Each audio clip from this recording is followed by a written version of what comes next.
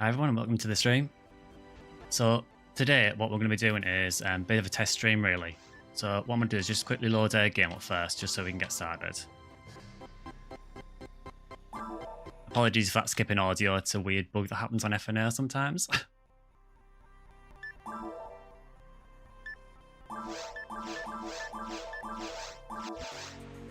So what I've said, you might have seen the community post on this, but basically this stream is going to be more like a test stream, just to see if the setup works okay, and basically just to see if there's any interest in this kind of thing, but mainly to get all the technical side sorted. So it probably will be quite janky, and things will go wrong if they're going to go wrong. So just be aware of that. So yeah, we're mainly going to be playing PSO Blueburst, and then we're probably going to switch over to NGS after a little while. Because of the nature of the stream, if you do want to ask me anything at all about Blueburst or anything to do with NGS or anything, feel free to ask in chat. I will try and answer whatever I can. Similarly, if there's anything that you know you want help with or anything, by all means ask in the chat, and either me or someone else watching might be able to give you a hand with it as well. But for the meantime, I'm just going to get into a quick casual hunt first, and from there then we'll just see how the stream goes. So hopefully the audio and everything's okay. If anything does need adjusting, just let me know in chat and I'll try and adjust it as I need to. So I thought, just to get into things, we'll just do a quick forest run first. So regarding these live streams, I'm not sure how often they're going to be. It's going to kind of depend on sort of how much demand there is for them, what you guys want to see as well. I don't know if you saw, but I have just uploaded a video just today for NGS, mainly covering the item lab. So that's just gone live today. I do also have a PSO BB video coming up midweek as well. What that's going to be, just to give you guys a sort of sneak peek, the first video is going to be the first in a series of PSO videos focusing on each individual class. So the first one going live on Wednesday, that's going to be a video focused on the Ephinea world, because it's the class I'm most familiar with. So I'm going to do like a breakdown of the class and just anything you need to know about it, basically. But there will be one video for every character class going forward as well, just so you've got an idea of what's coming up for PSO. I've also got plenty of other ideas for PSU. I've recently also bought a converter to allow me to capture PSP footage as well, so I may be able to do some videos on PSP2 and PSP2 Infinity as well. But for now, yeah, we'll just keep on with PSO BB. Like I say, any questions you got at all about the game, feel free to ask in chat. I am also up for doing hunts with viewers as well, so if anyone wants to hunt anything or wants a hand with anything, or just some advice in general about the game, feel free to just leave it in chat now. I will try and answer you.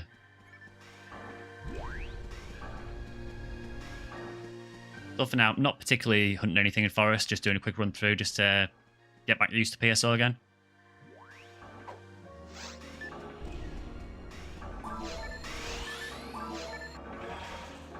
Hi, base player. Okay, good evening. How are you getting on with PSO anyway? I see you've sent me a couple of messages. Let me know how you've been doing. You found any more good rares?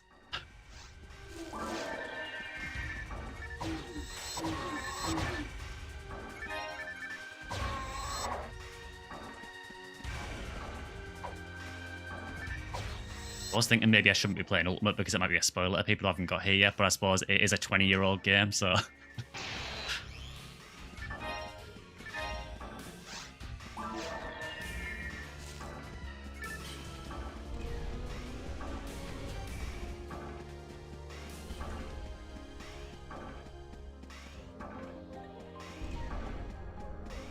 It's got a secret gear, beat hard, and episode 2 normal this morning. Oh, nice one.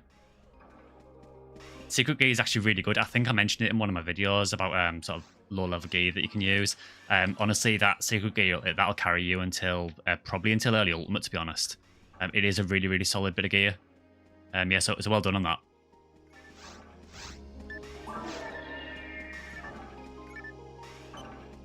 I think the Graviton plate as well. As I said, it does have the downside of lowering your accuracy, but I think if you're playing a Raymar, you can probably get away with it just because you've got so much accuracy anyway. I know when I've tried using it on a Hunter before, it's been terrible because I just start missing all the time. Particularly with this class, Ephinea accuracy is awful. But it's like currently has got shielded L save. Ah, nice, yeah. That'll do you really, really well in Ultimate as well. particularly for places like Ultimate Caves. I don't know if you've seen it, but yeah, you'll need it in Ultimate Caves. Should really unseal this sword at some point. I've had it for months and I've never got around to bothering to unseal it. It was like the strongest weapon in the game, more or less, and I just haven't bothered unsealing it.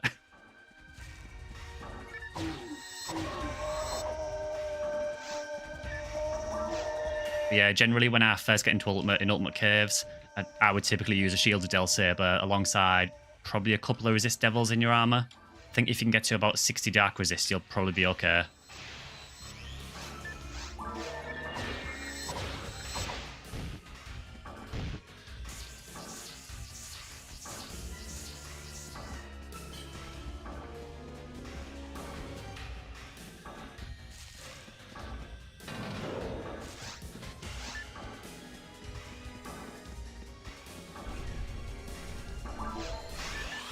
I don't know why I'm doing Forest, because Skylife Forest is awful. It's got like the Angel Harp drop from the Rare Rappy, but that's about the only good drop in the entire place. Should just do Caves, really.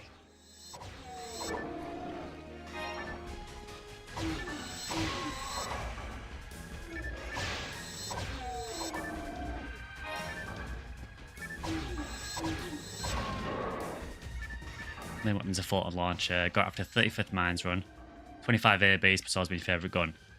To be honest, I mean, with Raymar in particular, the need for getting hit on weapons is probably lower anyway, because I think, I might be wrong on this, but I think Raymar has the highest accuracy of any class. So you can probably get away without it with hit anywhere. If you like the Photon Launcher as well, I don't know if you've seen it before, but there are other weapons that look more or less the same as it that are a bit stronger later on.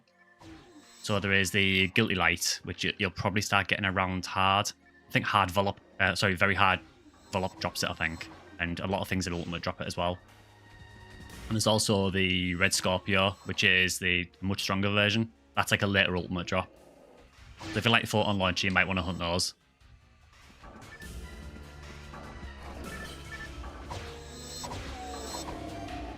Yeah, Photon Launcher is a really cool looking gun.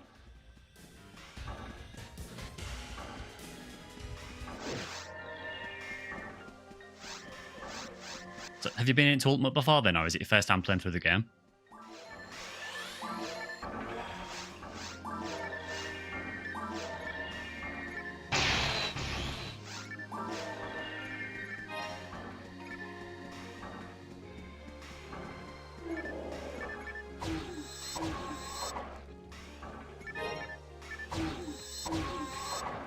Used to be online back in the early 2010s. Ah, cool. So early 2010s, so I'm guessing would have been private servers, yeah? Can't remember what year the official servers went down now. I think it was sort of mid-2000s, around then.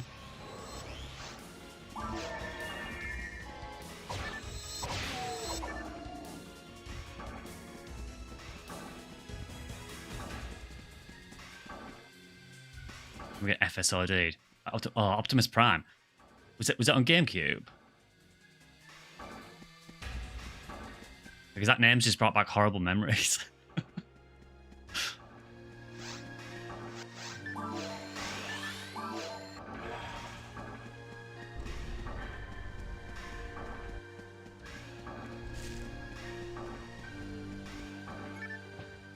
The official service for the very last year, joined Stack after. Ah, fair enough.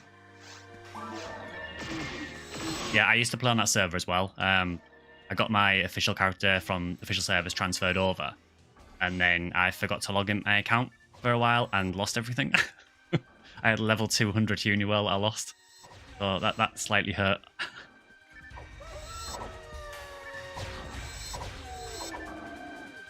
It's basically this character but level 200. GameCube, you had the ASCII keyboard controller. Yeah, I've got like a third-party one. I don't have the official one that looks ridiculous with the GameCube controller bits on the end of it. But yeah, I've got a keyboard for GameCube version as well. I played a lot on GameCube back in the day. It's where I actually got into PSO originally. But I started out with that, then moved on to Blue Burst. It's only later on that I've actually gone back and bought a Dreamcast to check out the original games. But yeah, GameCube will always be really, really special to me, that. I know what you mean about the FSODs, though. I got FSOD'd a few times and it sucked.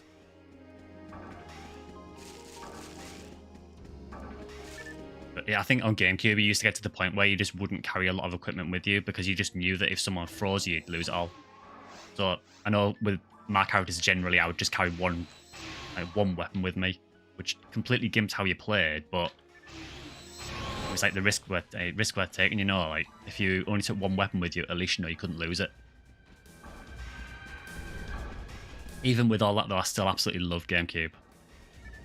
I think it's probably my favourite version of the game, to be honest. I don't know what it is about it, I prefer it a little bit over Blue Burst. Obviously Blue Burst is just a lot easier to play now. I used to get a tight-knit group with 3 to 5 other players, TTF runs and tower missions. Yeah, I mean, I'm surprised. I mean, on this server on Ephinea, I'm really surprised how many people are still playing. It's incredible, really. I mean, I think when I logged on now, there was about 200, I think it was 220 or 230 people playing. It's insane for a 20-year-old game, really. It just shows how much staying power the game has. But even for me, I've had a level 200 character. I've done more or less everything you can do in the game, apart from find some of the rarest stuff. And even now, I just come back to it and play, just for the sake of playing, because I love the game so much. I made dupes, yeah.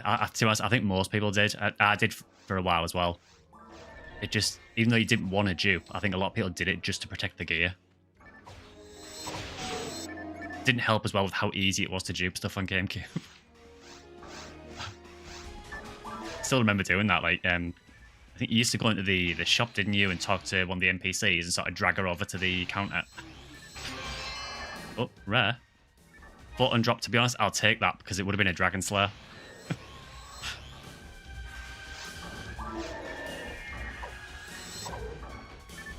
Any single memory that stood out back in the day? For me, it's a little bit of a cop-out one, but it's sort of like a two-part one. So, all the friends I met with GameCube, so, well, with GameCube and with Blue Burst, to be honest, there's some friends that I've kept in touch with to this day.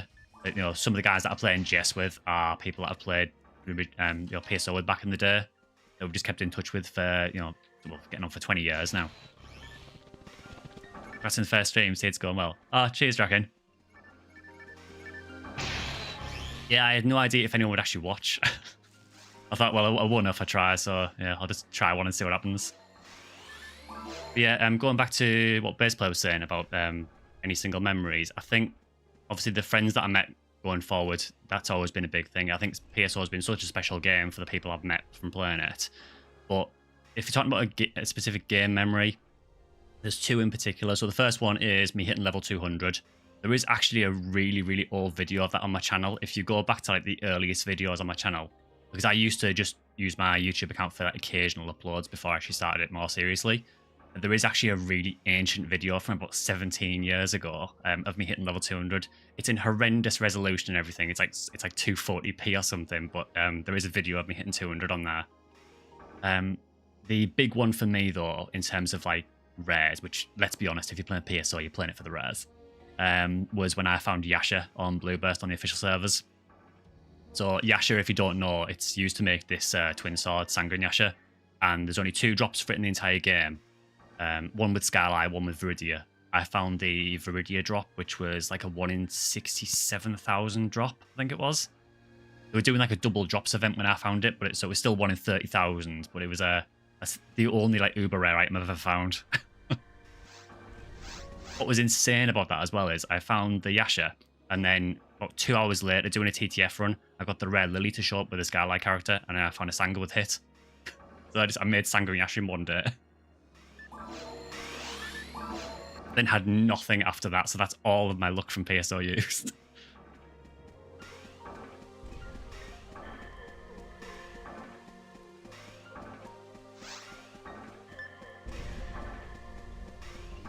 Yeah, I don't know if you caught it at the beginning of the stream, but I am uploading another PSO video on Wednesday. I'm doing basically a class breakdown for Hunuel. And then going forward, we're going to do a class breakdown for every class in the game. I will warn you though, I am much more familiar with Hunuel than any other class. I've probably played this class 10 times more than everything else.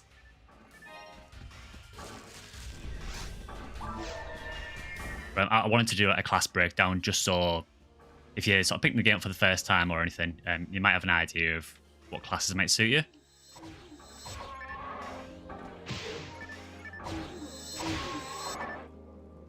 You know, it's pretty cool. Level 20 buffs you so like, yeah, definitely. One memory for me as well. 2 guys were basically carrying me through the West Tower, and the party leader got Nice Claw. Oh, wow. Gobsmacked. I didn't know about the drop rates. Yeah, Nice Claw is super, super rare. Yeah, for the real one. I think on Ephinea, they've actually made it available on a couple of IDs, but on the official servers, I think it was a Viridia drop only from an enemy you only got in tower, and it was like a 1 in, I think it was like nearly a 1 in 30,000 drop. It was ridiculously hard to get. Yeah, I know tower too well because when I played on official servers, I spent about 3.5 years pretty much solidly hunting sealed J-Sword. I never found it.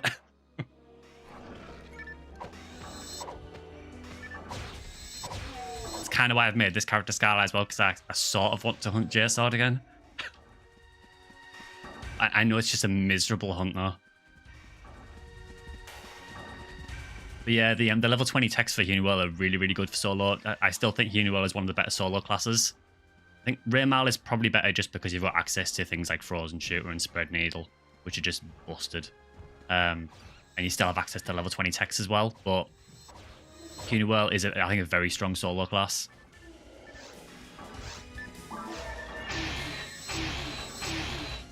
Yeah, I think the Blue Full Drop's a new one that they've added on Ephinea. I'm sure it was a Viridia exclusive on GameCube and original Blue Burst. You know, just to make it even harder. I mean, some of the drops in this game are stupid. Yeah, you're never going to find some of them realistically. We'll pick that Barter disc up actually, because I could use that for my Raymal later.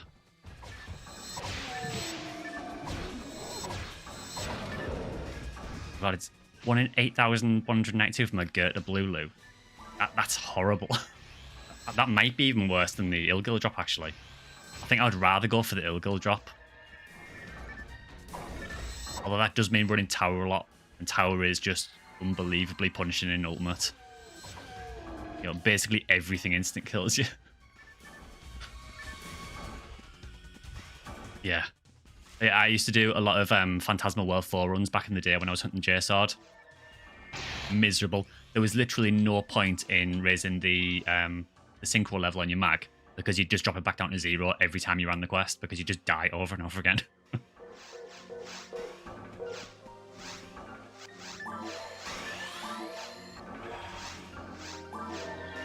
I have the 4 download quests on a memory card, but they don't work when your characters. All right. Yeah, I think I downloaded them back in the day when Stack made them available, so I think I've got them offline as well. 1300 HP, just 5 Epsilon. I can't remember now, because I know the Rafoy that he does, I know it's not actually a Rafoy, it is like, quite often it is like a fixed damage attack. The same as Gigu's bomb that it does, it's not actually like a fire attack, it's fixed damage. I think for Gigu it was about 900 health he needed for ultimate. Epsilon 1300 sounds about right.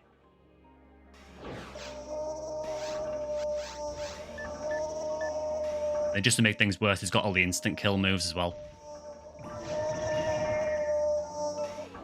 Honestly, for me though, I think that the worst enemies in Tower are the Mericarols and Miracles Mericus. Just because the homing shot that they do, the instant kills you in ultimate, it's so BS. Usually run Green Hill, Frozen Shooter drops. Yeah, I think if you're playing a range, a Frozen Shooter is definitely one of the weapons you want to be going for early on. As soon as you get into ultimate, really, it's so useful. And especially for areas like Tower as well, just it makes things so much more manageable.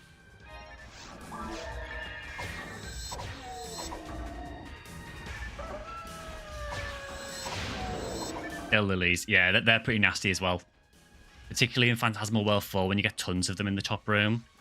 It's just to make things worse, it adjusts the camera as well, so the camera's really low down to the ground, so you can't really see enemies around you very easily. So all it takes is for a dead lily to spawn behind you and you're dead. It's such a punishing quest, man.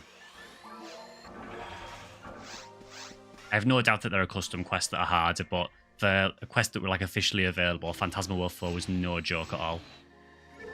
I used to love running it, but I think over about the 3 years that I ran that quest, I got every single rare in Skylight Tower apart from Seal J-Sword.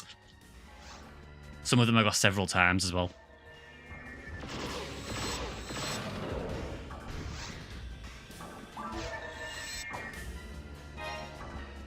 You know, so normal seabed's about as difficult as hard ruins. Yeah, episode 2 is quite a bit more difficult later on, so particularly central control, but definitely seabed.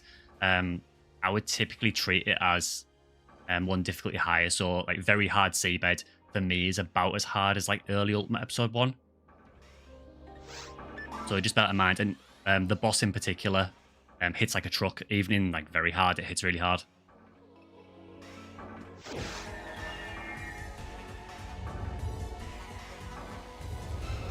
I have bad memories of this boss because when I played on GameCube, my internet cut out while I was fighting it, and I lost my character. Totally corrupted my memory card. So I do not have fun memories of this guy.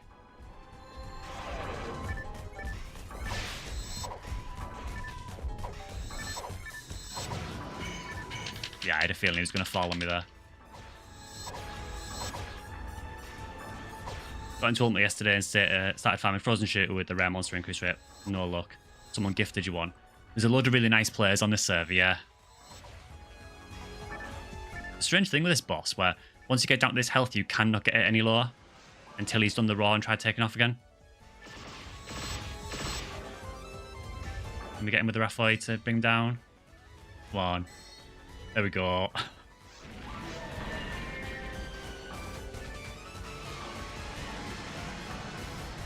I wasn't sure if I was going to get that there.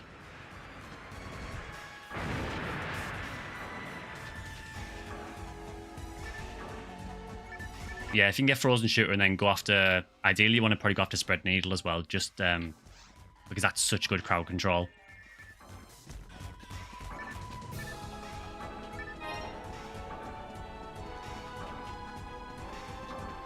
Yeah, hopefully things are looking alright anyway.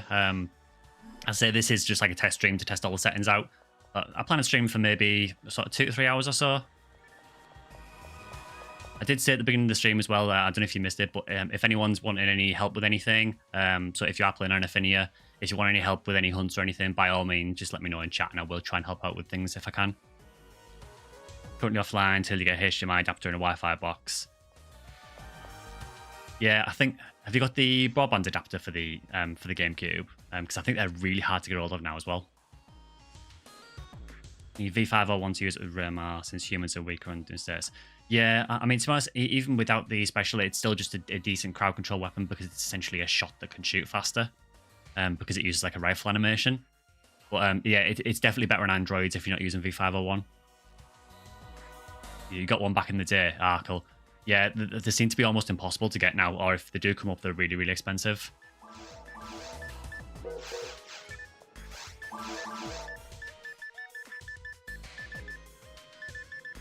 I get anything decent in here, or is this all junk? I've got the Soul Eater there, so if you didn't see, I've got a video up on how to get the Soul Eater if you want to get that. I could really do with, honestly, I could do with getting a 3084 Flower and Sword for this character. Because she's got the TP to support it, but I'd need a yellow bows to do that, so it's a no can do with this character.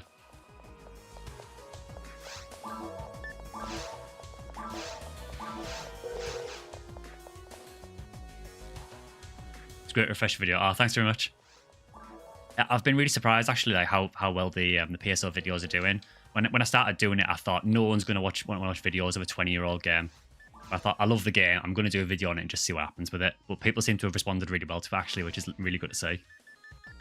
So yeah, thanks to everyone who's watched the videos so far.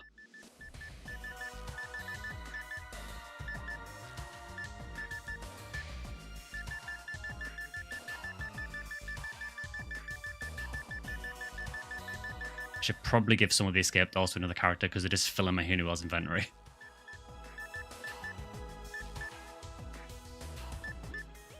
I do have a V501 there, actually. Can't even remember finding that. I also need to get a Cure Freeze at some point as well, so I can actually do Ultimate Faults, because he just bodies me at the minute. Get levels doing a very hard forest one, then a quest. Then you move to caves. Okay. What level are you at now?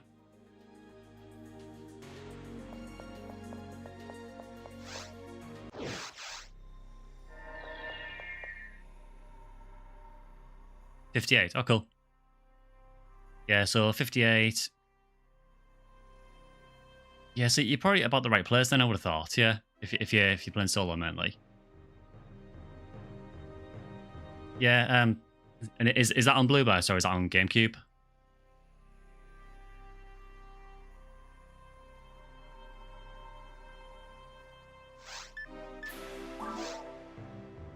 "40 hours of play, ruin my mag, so getting that redone." It's easily done. I mean, I've messed up this mag as well.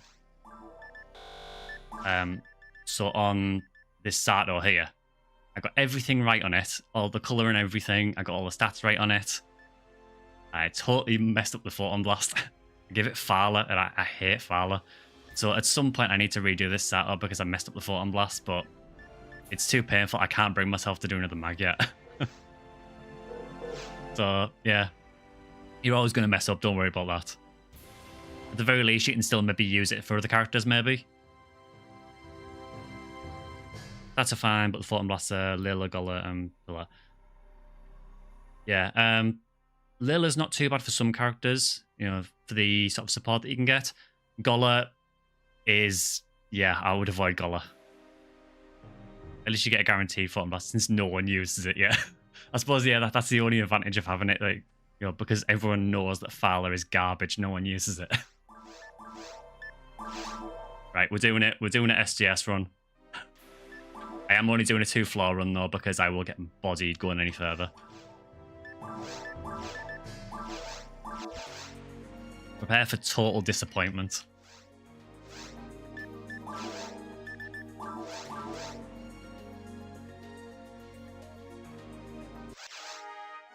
But yeah, Gola, I would probably avoid Gola for a Photon Blast. I mean, again, you can use it because I don't think many people do use it, so you'd be okay in Photon Blast chains. Or Raymar, I would definitely want to try and get Mala and Eula if you can. I think Raymar does get access to Shifter and D-Band, doesn't it? But I think it's only level 15.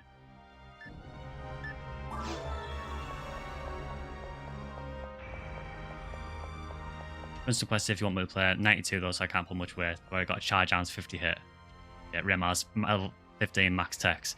Yeah, so if you, I think with Raymar, I think, remember rightly, I think you get level 15 Shifter D-Band, but you don't get Jellin and Zalur.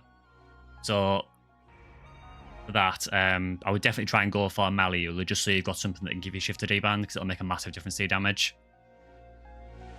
Like I made for my Hugh cast is Duari with Estella, Pillar, and Maliula. That's like the classic 3, yeah, so if that's what most people will typically go with, I think, for a mag, with Estella, Pillar, Maliula.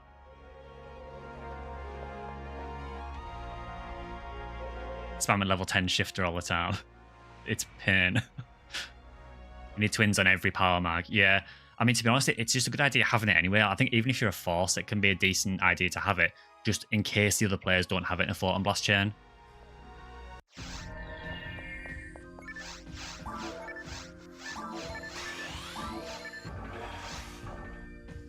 Hi, Minsk.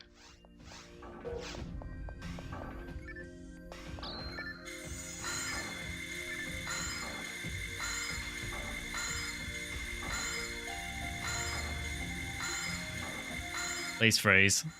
Please freeze. He really does not want to freeze. There we go. Back off again. I hate that this is the strat with Hunewell. It just makes me want a frozen shooter. Can I please have a frozen shooter on a Hunewell? Yeah, it's easy going now. Yeah, I know I probably should use the V501. Considering it's just sat in my storage at the minute, so... Normally he does freeze quicker than that. I think it's just because I'm on stream, he's decided to just make things awkward for me.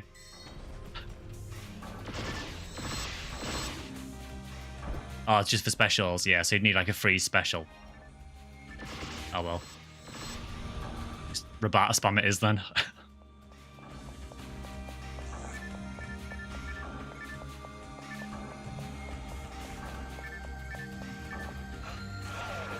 Yeah, for anyone who doesn't know with these Del Lilies, if you stand here with them, they'll keep trying to peck you. You're not in range of the peck, but they won't spit Megad at you either. So if you can do this, it's the same with the Ob Lilies as well. You can do it with those as well.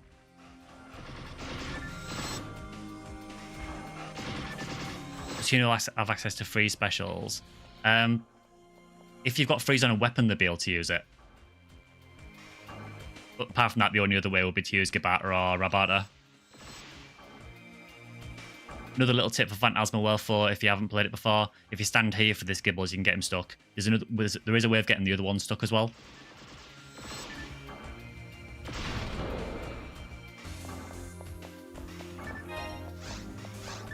Right, time for Total Disappointment.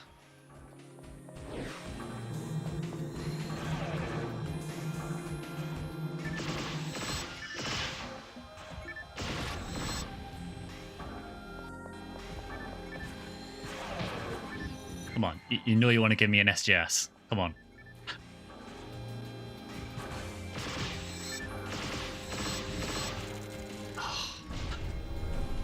Thankfully, we're in one player mode, so it doesn't do 900 damage. Does CCA have the most chill fight music? Yes. I love the CCA music. This is Fantasma World 4. So it's an extermination quest in episode 2. It's basically, if you played the episode 1 quest like Endless Nightmare, it's essentially that button control tower. And if you're hunting something like Sealed J Sword, this is typically what you'd run to do it to get it. Just because if you run this and just do the first 2 floors, you can get 5 gig use in a couple of minutes. Not that they ever drop anything.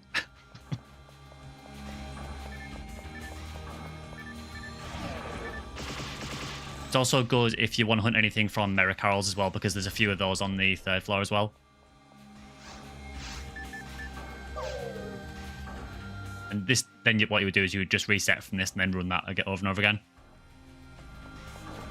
It is absolutely miserable though, trying to run this full quest solo. Just don't even try it. You can get away with running it the 2 floors solo, you'll be okay, but I wouldn't do any more than that really. You can get away with doing the 3rd floor usually, and you can kind of exploit the what they call the blessing, which is when my character was glowing. It's basically a thing that activates every so often and makes your character invincible for a few seconds. So you can exploit that when it activates. You can need it for the Mirror Carols because you'll just get one shot by the projectiles otherwise.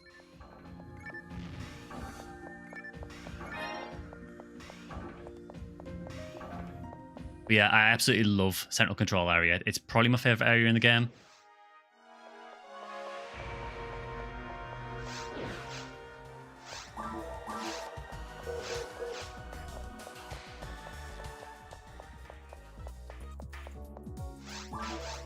Keep checking this guy in the hope that he's got some charged Vulcans in, but he's not playing along at all.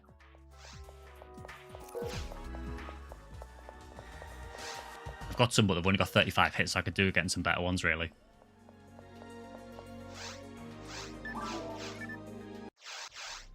Fun memories of Jungle. I have fun memories of Jungle. I don't have fun memories of Mirror Carol. In normal hard and very hard, it's fine. I can't stand them in Ultimate. A long time since I've done the Fantasma World quest. Yeah, I think a lot of people have probably forgotten about these quests now. But yeah, for a lot of the central control drops, they are by far the best things to run.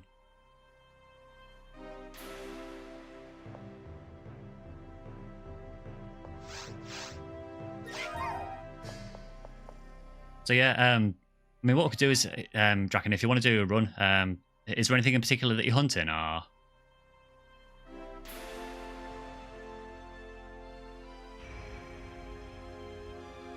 Might have been the GameCube days. Yeah, I think I hunted it a lot in the GameCube days because I did hunt Sealed J Sword on GameCube. Spread Needle. I could use one for my Rare Mile. The only downside is it's usually Ultimate Ruins or Spread Needle. It might be a bit rough. I mean, I might be okay. Level 92, I don't know, it might be a bit rough doing Ultimate Ruins. So I think it's normally Merlins that drop it, I think.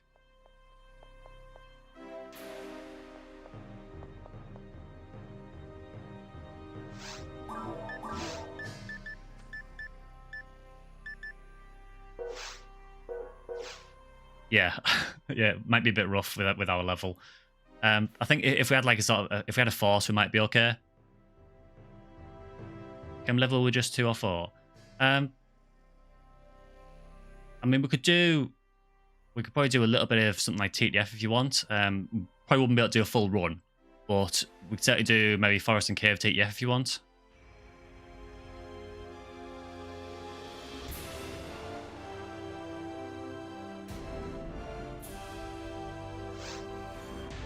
That's fine. Yeah, sure. Yeah, I'll make an episode 1 game then.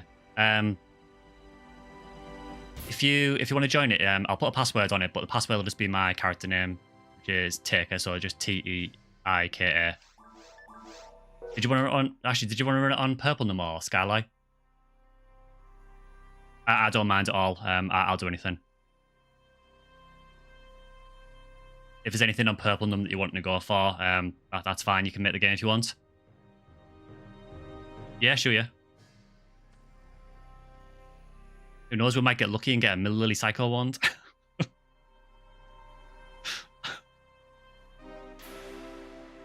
Yeah, that's never happening. Although, actually, when I was recording a video earlier, one of the first takes of video I was doing, someone actually found the Lily Psycho wand drop while I was recording.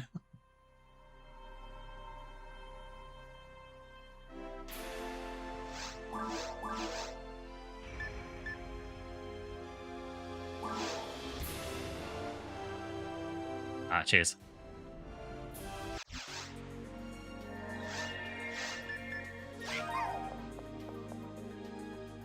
What was the other thing you could do in TTF? There was a hidden thing you could do in it where there was a way of being able to play as the dragon. I think it was a bit convoluted how to do it. I can't remember exactly how to do it now. I'd have to look it up. But there was a way where you could play as the dragon.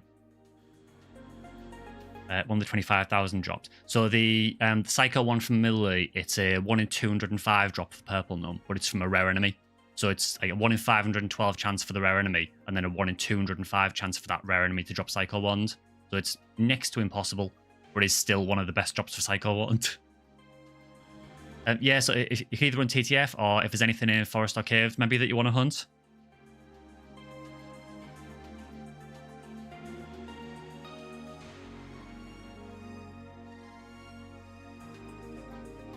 So I'll run any quest really. I'm easy. I'll do anything. Yeah, sure. Yeah, that's fine.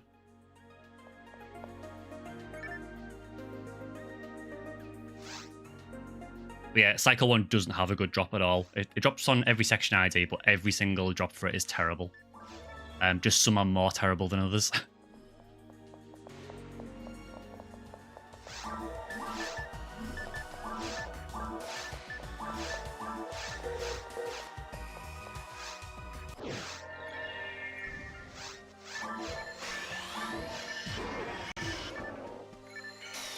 I love that when you get desync and the enemy freezes, but you can't actually see the ice on it.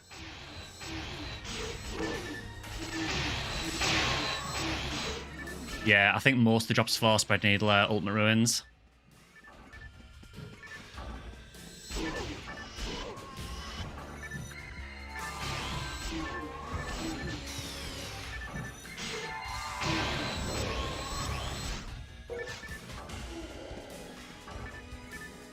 Yeah, I can't remember the specifics of how you do it. It's been so long since I've actually done it. Such a weird thing that they put in the quest. Like, yeah, let's make someone be able to play as the boss.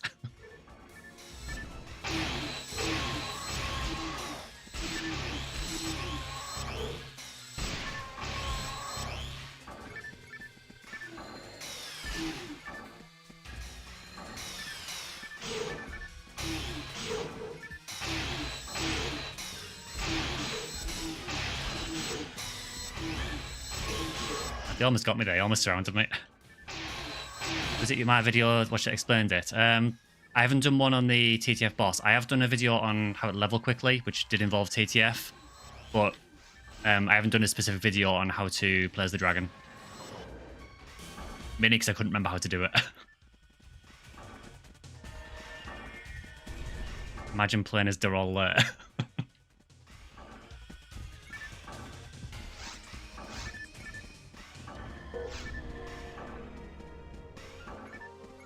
The good thing is, because Draken's using a male character, I'm getting the defense boost from Love Heart.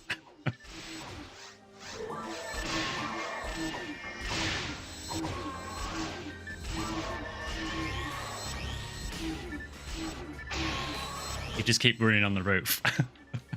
Just never go anywhere near the raft.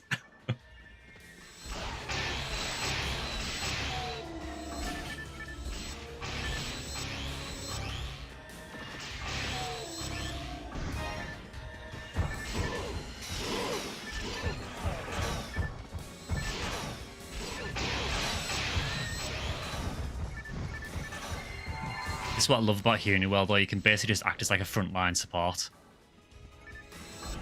It's always been my favourite class in the game.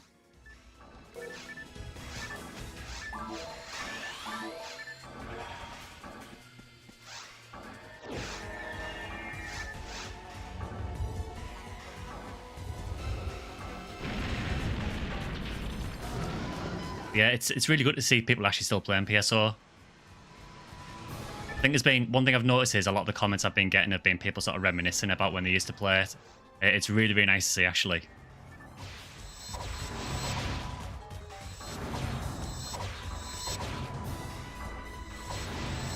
I was played Raymar, occasionally play with other classes but keep going back. I actually started with a Raymar, actually. My very first character was a Raymar.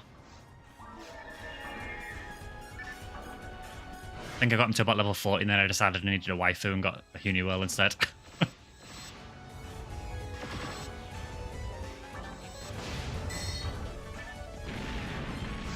I thought he was going to land on me there.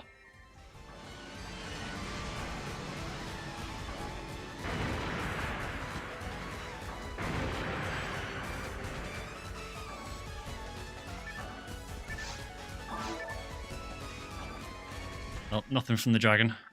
I have my monomate.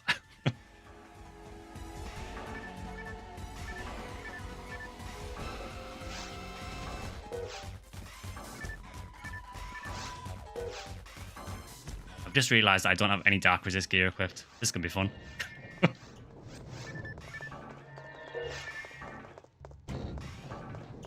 I think everyone used to do that back in the day.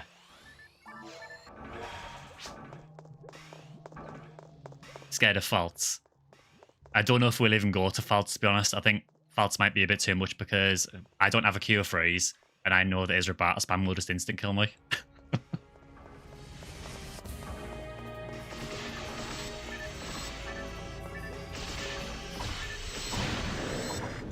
If you want to split slimes, just let me know.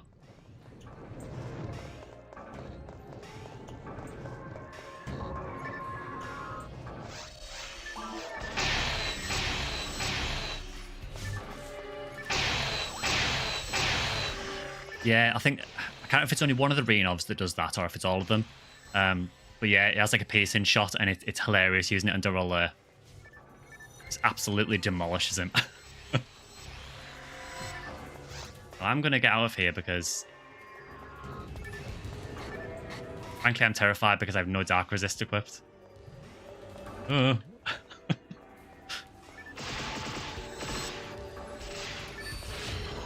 be a total coward and just snipe from the doorway. Oh, I hate the paralysis in these guys. What'd you get for finding all the secret rooms? So there is a ranking system in TTF, and you get rewards based on... you basically get rewards that are based on how many kills you got. And you can get things like I think some of the rings you can get. I can't remember which ones it is now. It's been a long while since I've done it. But yeah, basically if you get maximum kills, you can get an SS rank and get a specific bit of gear. I can't remember if it's the... I can't remember which ring it is now. It's one of the coloured rings. I think there's also another one for getting minimum kills as well. Was it Ragdoll ring? No, the Ragdoll ring is from... There's a quest called Seat of the Heart.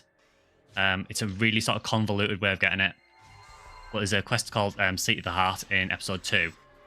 And for doing specific things during that quest, you get the Ragdoll ring. It's a weird bit of gear, that, as well. It's not worth using, generally, because I'm sure that's the ring that if you die with it, it acts as a escape doll and revives you. There's a weapon that does it as well in Blue Burst. I think it's called the Phoenix Claw or something like that. And basically, if you die with it equipped, it'll act as a escape doll. So a lot of people just keep the weapon unteched so that it can't activate that ability, so you don't lose it.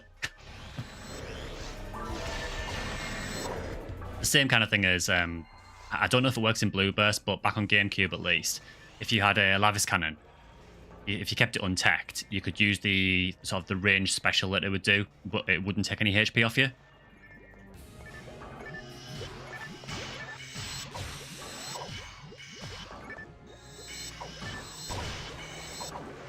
So normally it would sacrifice a little bit of your HP to do this like ranged beam that it would do. But if you left it unteched, you'd still get the ranged beam, but you wouldn't lose any health. Yeah, I think it was.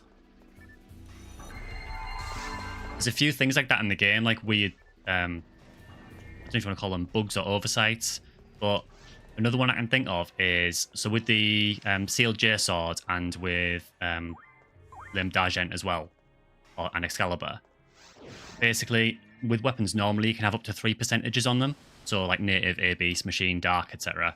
With those you can only have 2, and the reason is because the kill counter that's used to unseal them actually takes the place of one of the percentages. So you can't get a Sealed J Sword with 3%. I should really be using a sword for this.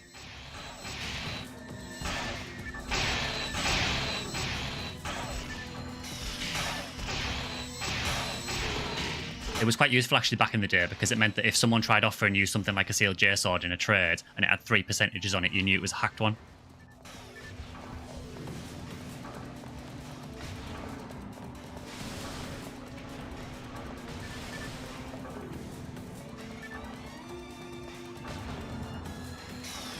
Yeah, so in case you don't know, you might know based on what you've written there, but all of the body part weapons, they generally don't have any percents. I think you can add percents to them with Gallon Shop, but you can't get them with any percents originally. You may not even be able to add them through Gallon Shop. I'm not 100% sure on that. Yeah, generally they will have no percents. Shame really, because the Bringer's Rifle's a really cool weapon.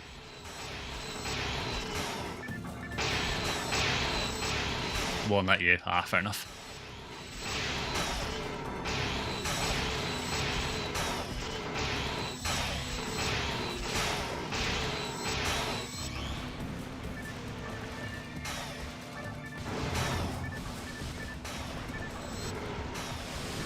I hate how much health this guy has sometimes. I could do with getting a Berserk weapon, or again, I could really do with getting like a 3-weight-4 Flower Sword. Just spam Spirit on him. I don't actually have the Yellow Bow's character at the minute to use that. You wish you had Cannon Rouge.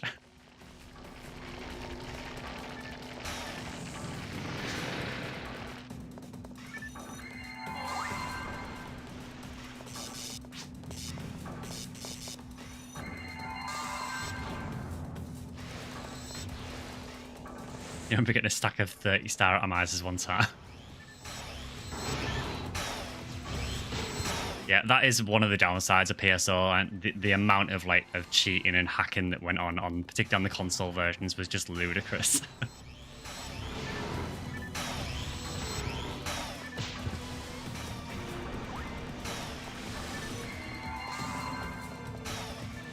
Eventually realised that wasn't normal. Yeah, it should be a stack of 10 at most. Rest of shielding failed spectacularly there.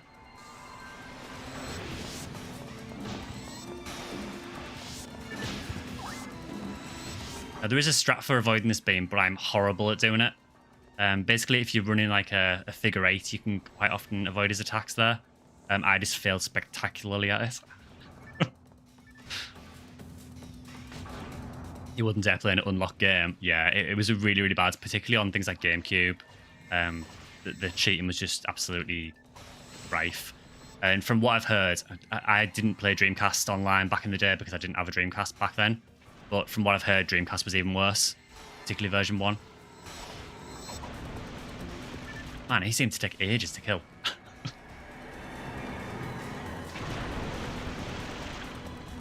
I know back in version 1, from what people have told me, I think if you die, you dropped your weapon. And be able to corrupt your characters and file. So I can only speak based on GameCube, but on GameCube there was a thing where people would spam symbol chat in the lobby, and it would do what was called a FSOD, which would freeze your game. So what that would do is, if you froze, quite often what it would do is it would delete all of the gear that was in your inventory that wasn't equipped. And yeah, you lose all the money as well. Yes, also you drop your weapon and Mazetta. Oof. You can see why they made version 2.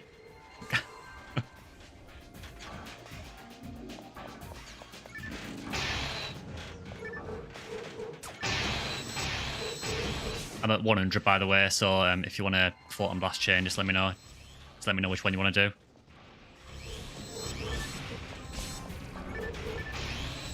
Yeah, they seem to have got nicer with the death penalties of the games. Yep, sure. Just go whenever, and I'll chain.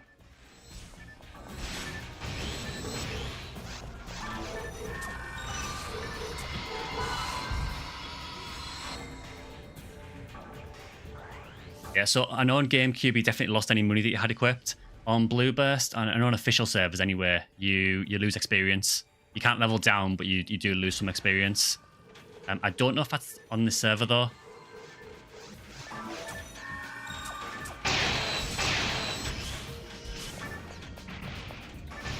But yeah, on GameCube, it could just freeze your game, and you would lose anything you didn't have equipped.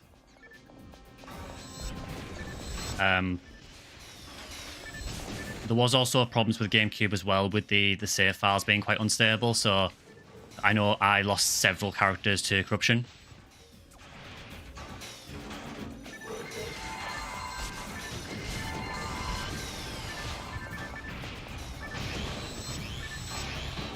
Did you forget how hard these guys hit? I almost don't want to do gelling on the Sinnohs because they double hit me when I gel on them.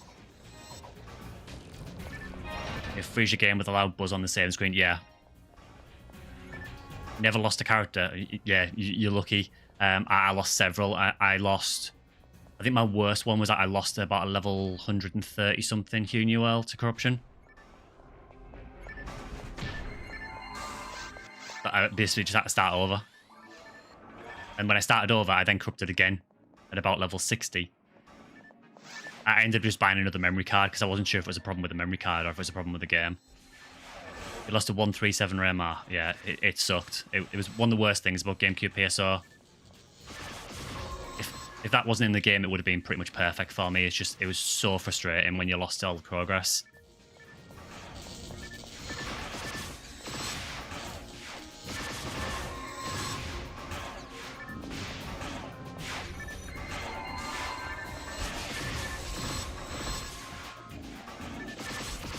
Going alright this so far, actually. I know Ruins is going to absolutely demolish us, but... Although, to be honest, the Barons might take care of me as well. Especially when it wasn't your fault, yeah. Nearly got nulled once, but hopped up and popped the Dreamcast lid, yeah. So, all I've heard about nulling, because I think that was more of like it was more of a Dreamcast thing, wasn't it, with Dreamcast PSO? Was it that they just turned your character into null? Got a level 41 shifter, so we might survive. Possibly, yeah.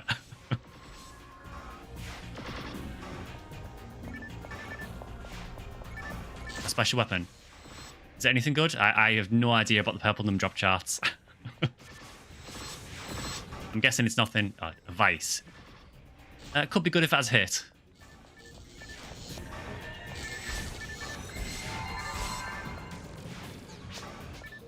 No hit. Oof.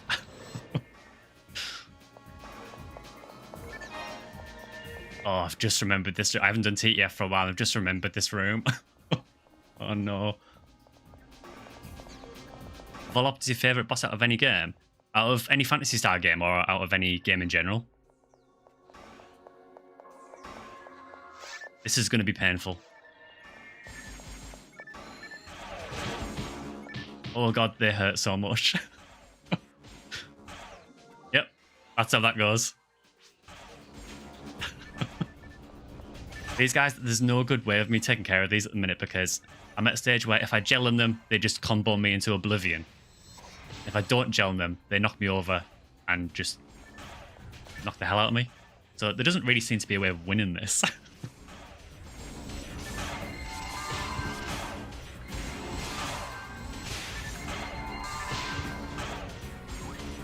Yeah, I think we're done here.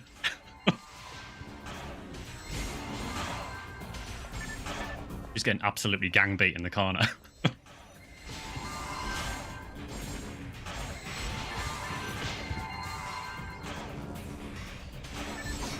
What's worse about this room as well, it's not even the last spawn. It's like 3 or 4 of these spawns.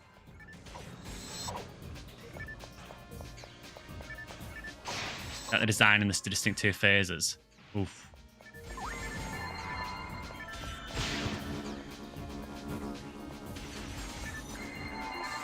You gave up on Solo and TTF on Anguish. Yeah, the Sinnoh room is brutal. We can leave and try Volot. Sure. I'm all for that. Signs where your game will flash out the lobby or something, some indication it was happening. You don't remember what, as long as you prevented your character from saving, you were good. God, the guys do so much damage.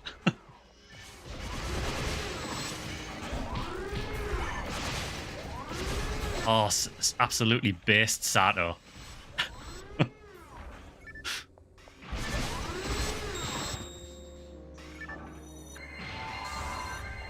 Bravely ran away. Yeah, I have no questions about. I have no problem doing that.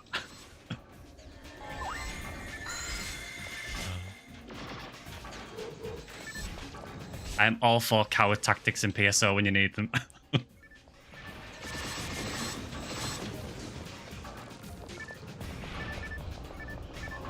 Yeah, I can't imagine getting your character nulled though in Dreamcast. That must have been awful.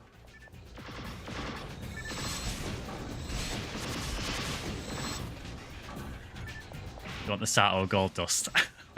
It's a really, really good mag. Basically, every trigger action that it has. So it has the revival trigger like pretty much every other mag. But every other trigger that Sato does is basically a invincibility trigger. So it triggers invincibility, you know, whenever you get to 1/10 health, whenever you enter a boss arena, or whenever you reach Photon Blast as well. Obviously, it's a low chance of doing it, but it has saved me a lot, like it did then. Shame he's doing fantastic so far. Oh, good here. That's it. I wasn't sure at all if anyone would actually be interested in it. Needle would help in this fight.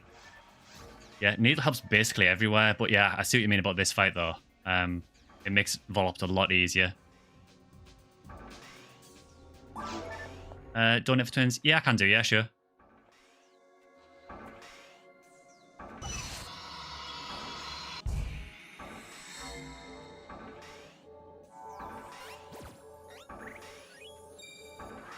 Yeah, Satnal's a really, really strong mag. First stream. So it's my first stream on YouTube and my first stream doing PSO. I did used to stream quite a few years ago on Twitch, but Twitch basically has no discoverability whatsoever. So, yeah, generally you just wouldn't really get viewers. So I just stopped streaming for a few years. It's only like in the last few months that I've started making content for PSO, really. That was fast.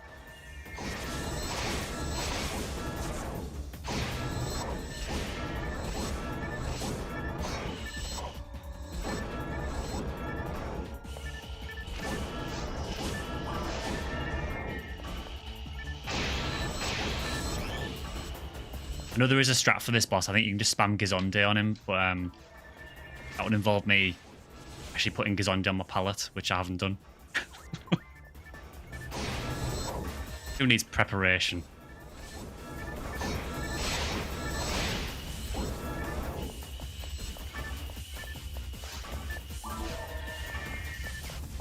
Stu needs to slow down.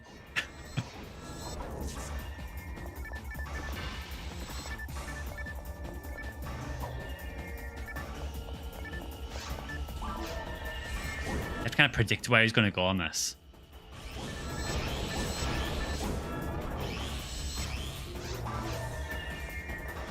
Oh, that sucks. He's right over there. That hurt, but actually did less damage than I thought it would.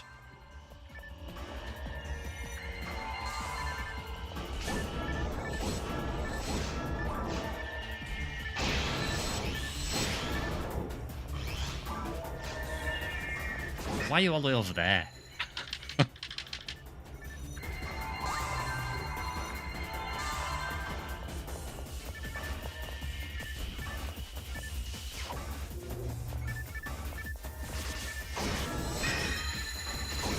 Somehow didn't get frozen from the Rabata. I'll take that. We take small wins here.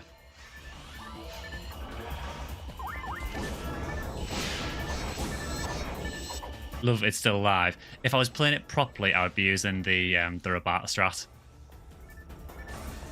Problem is, I'm not playing it properly. Sorry, not Rabata, Razonde even, or Gizonde.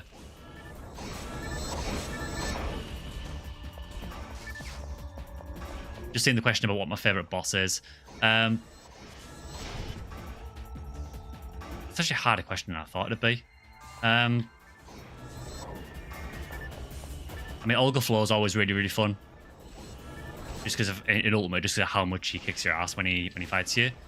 I just love the design of that boss as well. So yeah, maybe Olga Flow. I do really like the Gold Dragon actually as well in episode 2. It's actually a really underrated boss fight, that. And also the ender of many challenge mode runs.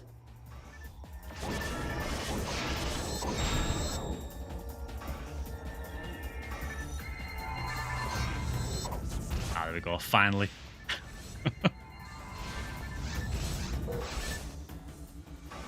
There's one of Flow is just cool. Yeah, I really, really like it.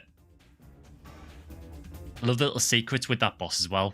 Like, if you don't know, he actually talks to you at the beginning of the fight. Something that a lot of people don't seem to realise, but he actually has a speech that he does in the opening cutscene.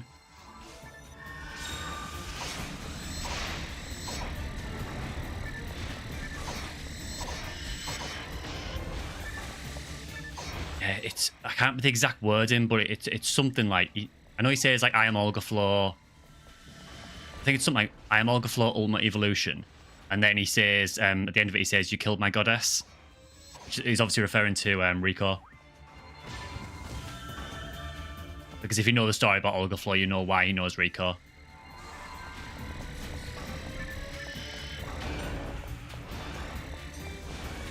Yeah, it's a weird design choice for Volop version 2. I'm not really sure what they were really going with. It's sort of like he's half mechanic, half biological. Maybe that's meant to be sort of an indication that, you know, that maybe the D factor infecting him or something.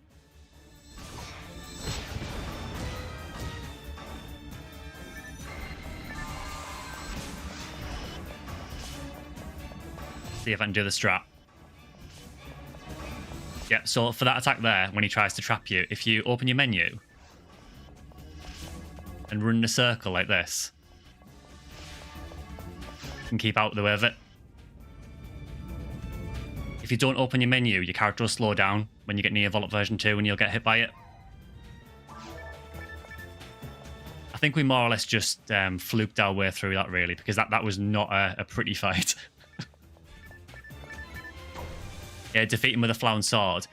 So for Olga Flow, it's actually the red weapons that you need to do. So for Olga Flow, if you defeat him or even just hit him with any of the red weapons and then go back and visit him after that, go back and visit him, there'll be a little hologram of Flower in the middle of the arena. And it's the same for Falz as well, actually. If you use any of the dark weapons, so either the Dark Floor, Dark Meteor, or Dark Bridge, and go back and see the Falz arena, Rico will be sat on the altar. Yeah, I really don't think it's a good idea doing Ultimate Ruins. I think we'll get murdered. So yeah, if you want to just pay back to Pioneer, that's fine.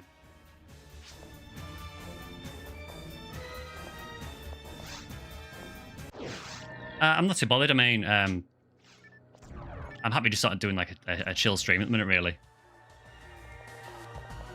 I say, I mean, if there's anything you want to hunt or anything as well, just let me know. Some of the best fights aren't pretty. Oh, I just made a joke about Flower and Sword, yeah.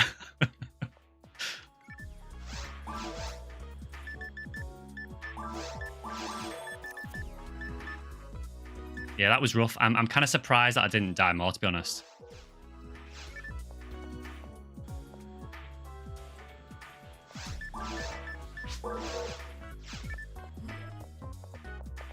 Yeah, you probably need a few more levels if you want to go for the needle. And even then, you'd probably want to be doing it one player mode. Just because the stuff in Ult Ruins hurts. But yeah, that trap trick for Volop is really, really useful because if you do get hit by it, it'll fire this like concentrated laser at you and it just wrecks you in ultimate if it hits you. So yeah, just make sure that you open the menu and just run in circles. One of my favourite weapon designs, yeah, like the Yasmin Kovs and the Imperial Pick. They're really cool weapons, actually. On the Yasmin Kovs, I love that they still use the sound effect for the Yasmin Kovs in like even in like NGS for some of the weapons. You know, going through all the games, they've just kept that really old sound effect from PSO, and I love that. My favourite weapon designs. Obviously, I really like Sango and Yasha just because I think it's just cool. With all the different photon weapons in the game, it's cool to have a weapon that is just a sword. I know there is other katanas as well, but Sango and Yasha is such a strong twin sword that I just think it's really cool. I think my other favourite one is probably... I do really, really like the Dark Bridge, the way it looks. It's unfortunate that it's not really available legitimately, apart from on private servers. But the fact it's just like a weird sort of claw that writhes around. It's such a weird weapon. I also really like the Yamagarasu as well, which is the like curse katana. That's a really cool weapon to use as well, just because it's not a good weapon if it wasn't for its special attack. So it's a katana that drains your health and randomly confuses you, but it has an instant kill special. So in certain areas in episode 2, it's really good. Yeah, if you want to head back to the lobby, we can do something else if you want, Draken. When you just started a character, just made your first character Rick Seal. Rick Seals are really, really cool characters. I actually really like those.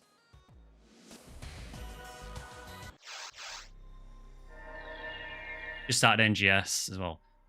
Yeah, so NGS, really, it doesn't matter too much what you actually make, because all the characters in NGS have more or less the same stats.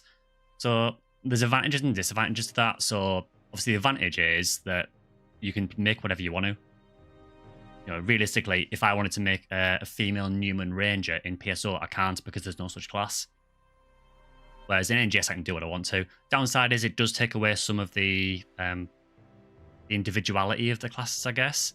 But I still do like NGS, though. Just talking about that briefly, I think that NGS does get a bad rep. There is certainly a lot of problems with the game, but I do feel like it is better than people make it out to be quite often. You've re-upped the room. Ah, cool. Do Tyrell's Ego, the Dragon, and check first room for the Lees. Yeah, you'll have to tell me where to go in that quest, because I honestly haven't done that quest. This might be interesting.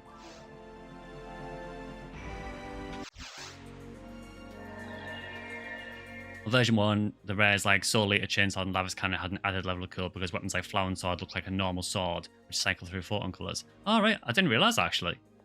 So Flower and Sword didn't actually look like it does now. It was just like a normal sword that changed colours.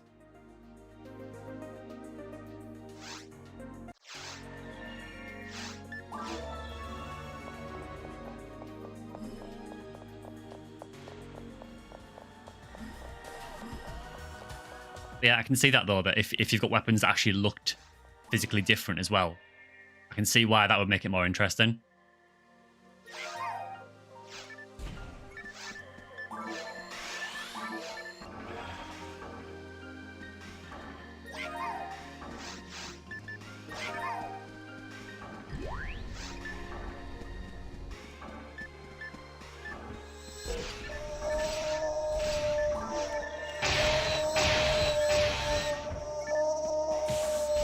Oh, come on, he shot me through the hill there.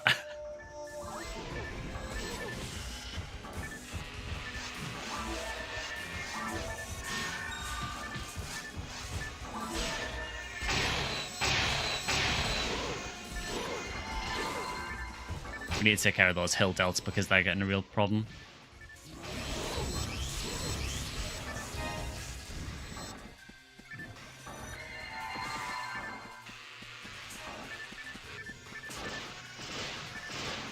But yeah, I do quite like NGS overall. I played, just for context, I played PSO2 for about 8 years. I played the Japanese version from like the alpha tests. And I can see where people are coming from in regards to NGS having less content than PSO2. But what I think a lot of people forget when they are criticizing the game is that when PSO2 launched in global, so when it launched in the West, it came with basically 8 years worth of content straight off the bat. Whereas NGS was a completely new game. I do feel like NGS does need more adding to it, but I feel like the direct comparison with original PSO2 is a little bit unfair.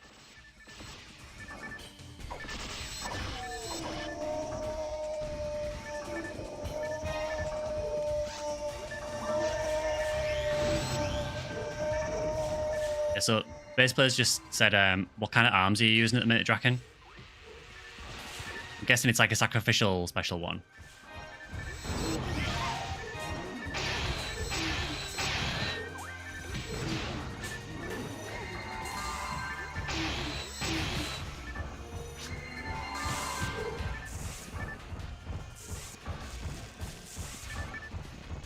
I'll try and get you.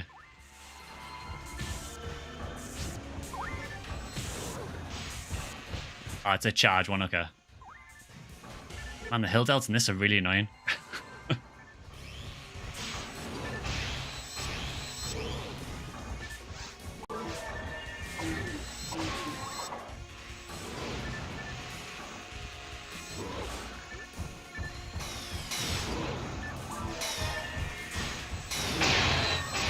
Problem is when you get so many enemies like this, they just interrupt you all the time.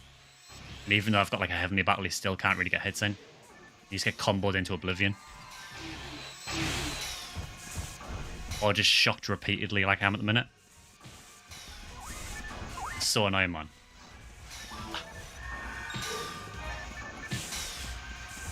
It literally, as soon as I recover from shock, get shocked again.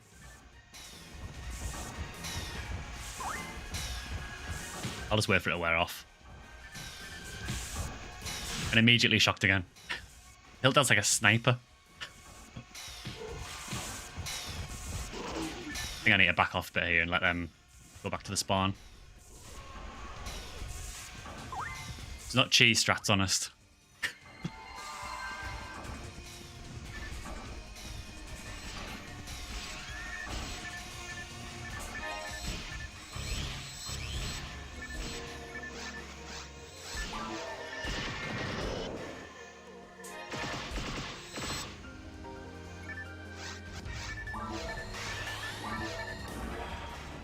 Sabers, for example, DB Saber cycled along the light hue to green, Calaborg was red to pink, Drandle was yellow.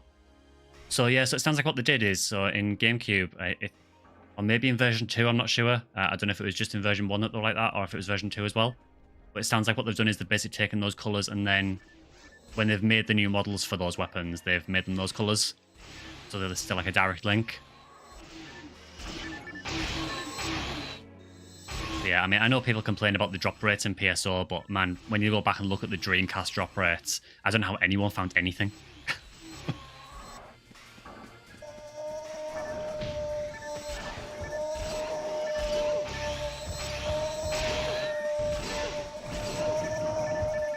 Seem to really like putting hill delts at the back of the spawns in this quest, just to make them even more irritating.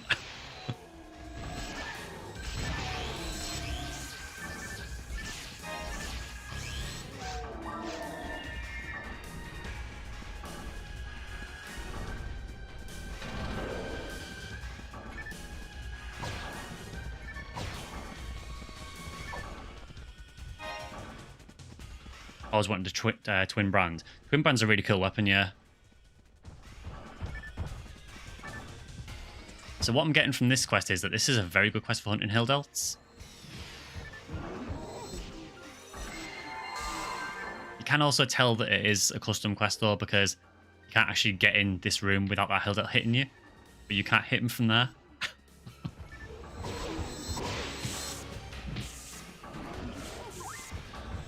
I'll just wait.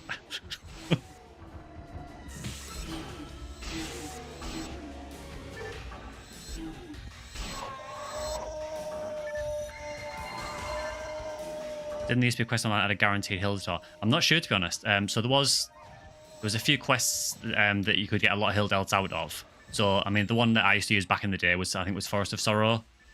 which was one of the offline quests, but that had quite a lot of hill delts or hilda bears in it, depending on what difficulty you were doing. Can't remember if there was a guaranteed one now. To be honest, even back in the day, I never really hunted Hildatar that much. I never really played IDs much that had a drop that I needed from them. Because most of my gameplay back in the day was as Hunter, so I never really bothered hunting Frozen Shooter that much. I did have a Ranger later on, but yeah, a lot of my hunts that I did were more like Hunter gear.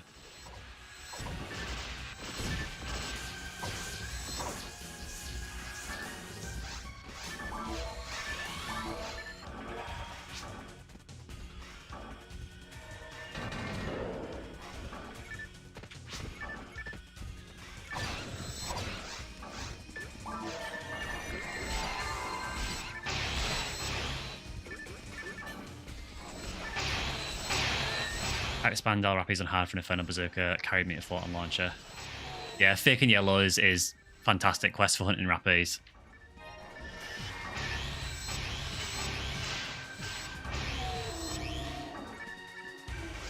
What ID did you say you were? Was it Green Hill?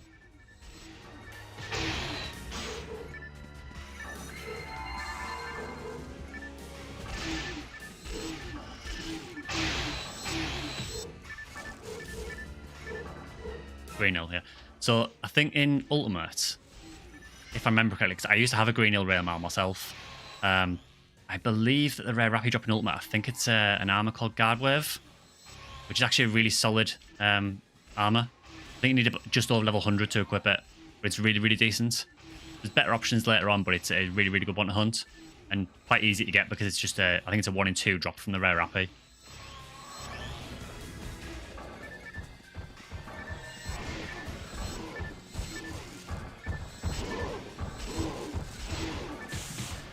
I was going to say, how long is it going to be before I get shocked?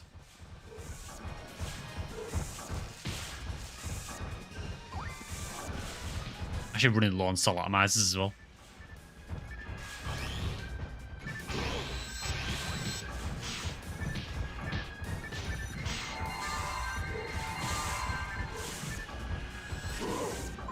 Yeah, super frustrating, these guys, when you get a lot of them. Particularly in Ultimate and multiplayer, because in multiplayer you have next to no invulnerability window, so they can just hit you over and over again.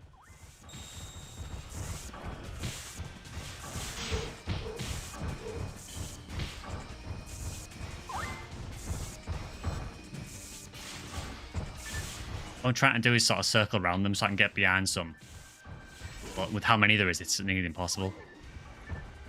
This is where you need a ranger with either an android ranger with traps, or someone with a spread needle. Just to shut them down completely. I could Rabata spam them, but I can't remember what their ice resist's like now.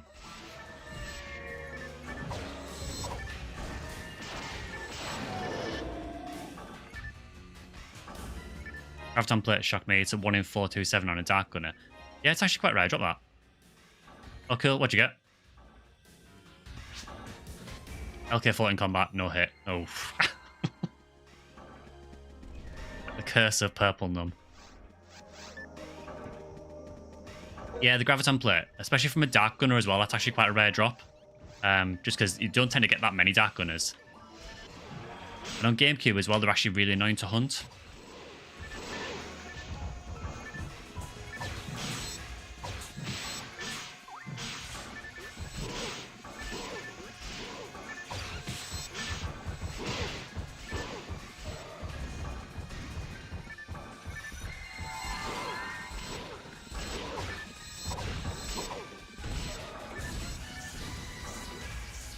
Okay, I'll have to check that out, Minsk. Yeah, I used to use PSO World a lot. Back in the day, it was, when I used to play, it was pretty much the site you went to for PSO information. I used to be an active over there quite often. I think at one point I was one of the biggest posters on the website because I was on there all the time.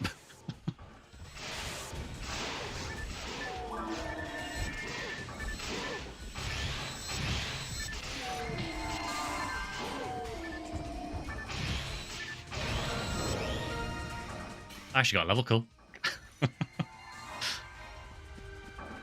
Oh, the stat increases once you get to this level are just miserable.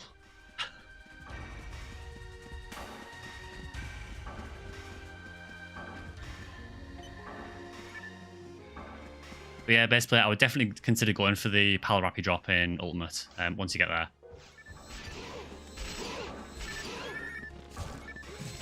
Use Raggle Ladder, working Mag Calculator. Yeah, I've got a feeling I use that as well.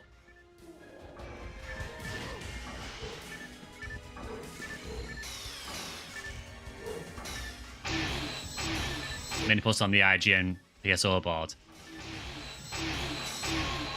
We're just all aging ourselves here, aren't we, really?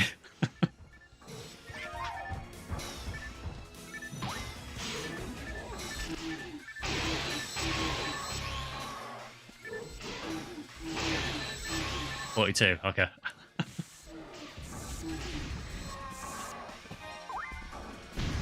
Yeah, I'm like late 30s myself, so yeah, I think we're probably all about the same age, I would have thought.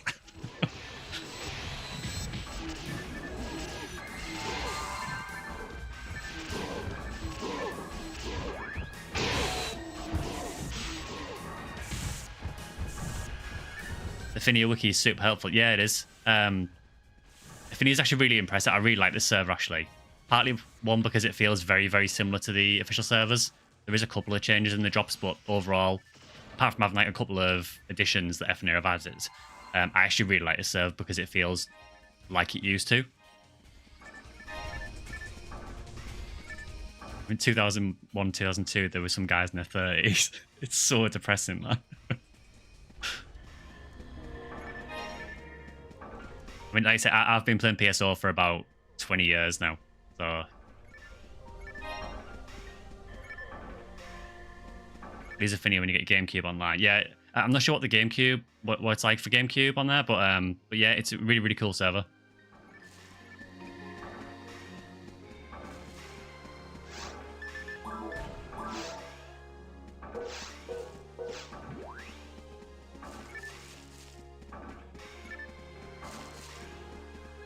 Oh yeah, 24 Recon. So if you're 24, what game did you start with? Which ones have you played? Is it PSO Blueburst that you've played?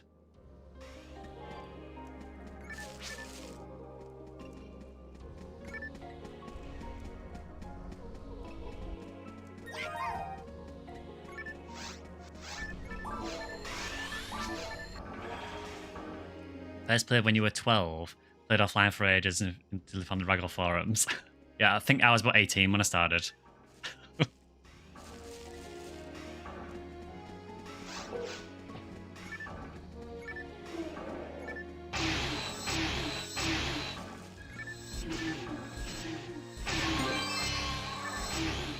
We have a rare. Button drop, I'll take it.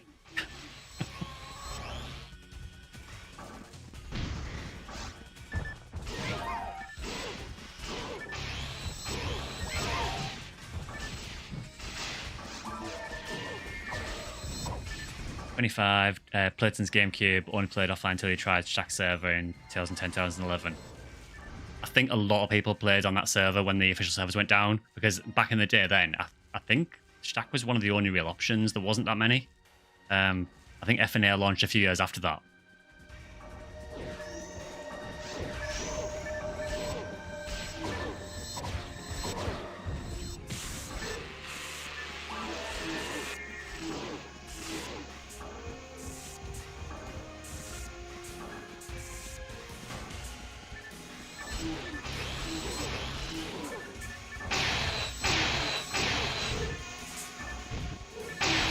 Controllers look cool.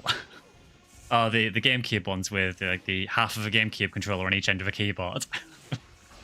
I never had one of those ones. I just had like a third-party one that just looked like a regular keyboard. See, remember the official GameCube one's been really expensive as well.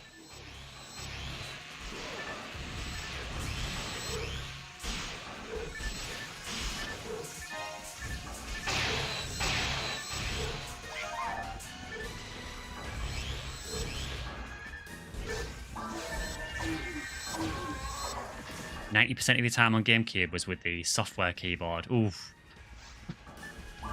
It must have taken you forever to type anything, unless you were using word select for everything.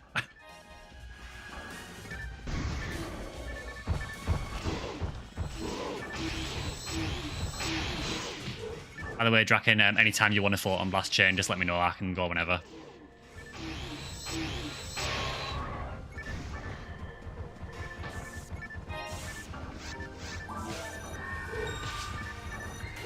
Yeah, sure.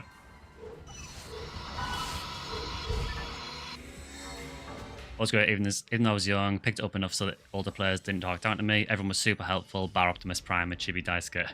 I don't know Chibi Daisuke, but Optimus Prime I seem to remember. All the wrong reasons.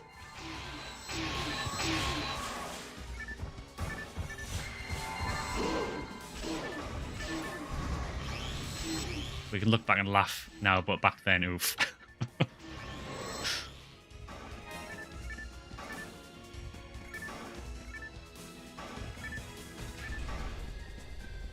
Yeah, that's how my keyboard is as well. It's like a PS2 PC connector PS2 that has like a little GameCube adapter on the end of it.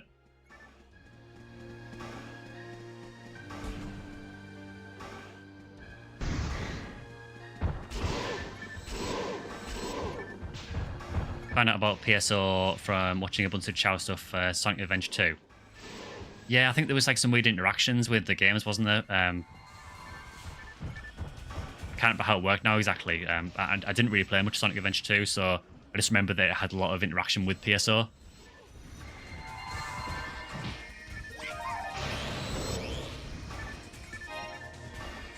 Couldn't type too fast or it would lag.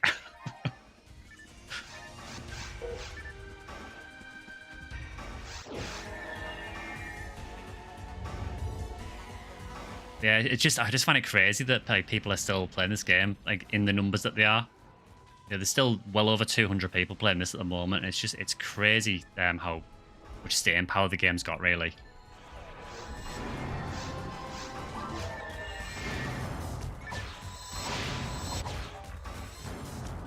Zero was really good. That's one of the very few Phantasy Star games I've never played.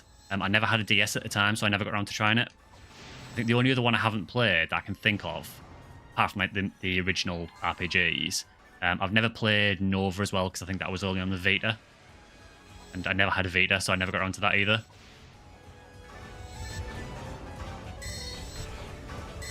I'm going to get frozen here. It's too close.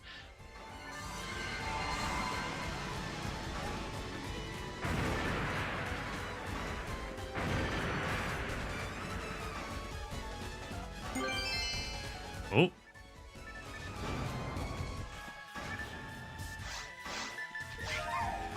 That's actually not a bad drop, actually.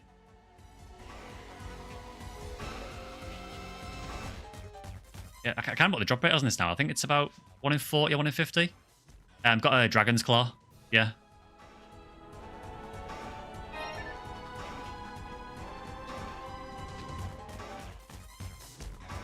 I remember that being a really strange weapon that I think it had Fire as a special attack. So you could cast Fire with it with the special. A bit like the Hildebeer's rod. Wish it was dragon scale. Yeah, it's like a fun weapon to mess around with. I don't think it's a particularly great weapon. 1 in 46. Ah, fair enough. Not bad, that, really. I think I actually did need that as well. It's not something I was really hunting, but I'll take it. Anyone else do the quest on GameCube where you could link a GBA and get a Tails Chow and transfer it to Sonic Adventure? Yeah, I never got to do that. Like I said, I remember that there was some link between the games, but I couldn't remember what it actually was. The number of these lilies is kind of terrifying me. I feel like I'm going to get instant kills.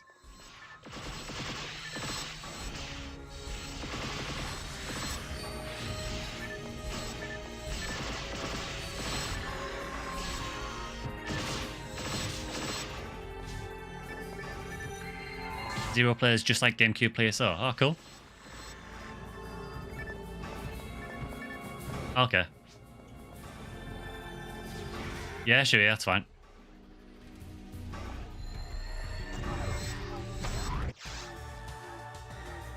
Seeing PSO News Chris graphics today reminds me how some guys were using a VGA adapter on the Dreamcast to play on a monitor instead of a TV.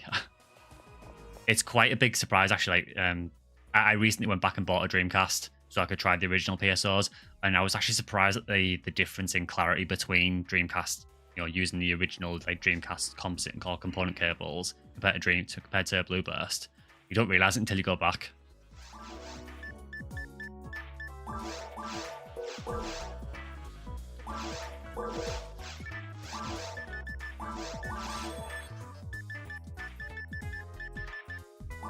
I'm so glad on this server that you can buy Sol atomizers anytime.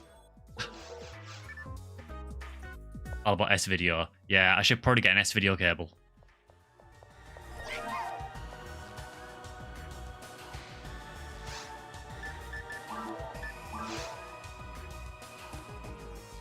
Oh, you got an Legion too. Oh, cool. To be honest, even without hit, that's probably fine. Realistically, forces aren't going to hit much anyway.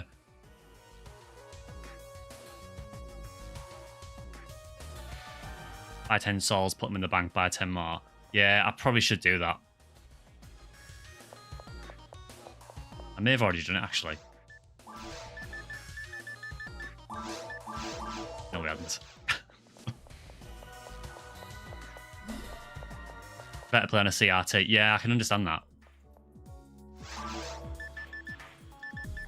It would be nice to get a CRT at some point, because I've got an original copy of Time Crisis on the PS1, and I've got the light gun and everything for it, but I can't use it on modern TVs. I know there was a company that made a light gun recently that you can use with the older games on modern TVs, but it would be nice to be able to play that again.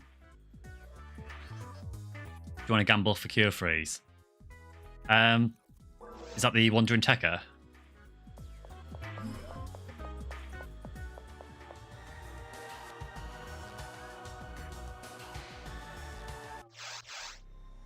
Need a handy hacked stack of 30, if only. 1,000 Mazetta pool on Sundays. Yeah, we can have a go, yeah, see if we get anything.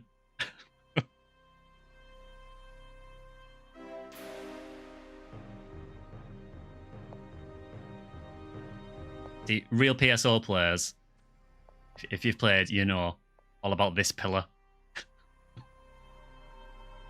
If you know, you know. Seems harder to do it on Blueburst for some reason, but yeah.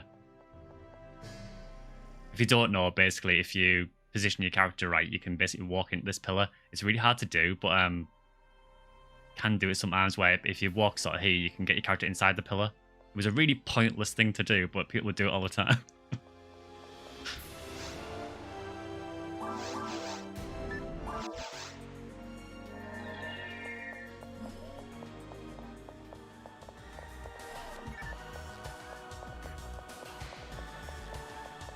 Yeah, thanks everyone who's tuned in so far as well. It's really nice to see, actually. I had no idea if anyone would actually watch this. Even though it's only a test stream, it was just to see if anyone would be interested, really, in actually watching this.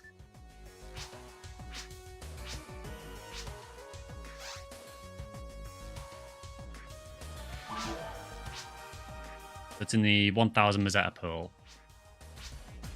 The only thing I don't like about this is how much text this guy has. Just happened to see I was online. Yeah, I did. So I did do a community poll a little while back, and I posted about it that I was going to be doing the stream. So if I'm going to do any streams in future, I will try and post in the my community posts. Just try and give you guys a bit of warning. I do tend to post about this stuff on Twitter as well. So if you haven't followed me on Twitter, it's the same handle. So I'm SectionSkyly over there as well. So feel free to follow me over there. And I do tend to post anytime I upload a new video or anytime I'm going to go live. I don't think the live streams are going to be like a really, really common thing. I'll probably do them maybe once a week or so, because I want the videos to be like the main thing with the channel. The other thing as well is that I am working full time during the week as well. So during the week, I generally just don't have a lot of time to work on content. So I basically only get the weekends to work on the channel. Great stream. Oh, thanks very much. So I will try and do one of these streams maybe once a week or so, probably on a weekend. Is weekends better for you guys, or is there any time sort of that works best for you?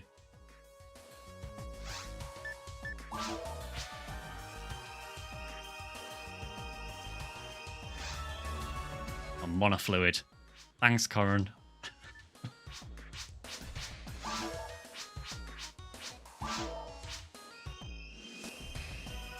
A great time for you. Oh, cool. Another monofluid. Just saw the stream pop up. You know, PSO videos have been a huge help in getting back in the game. Oh, thanks very much.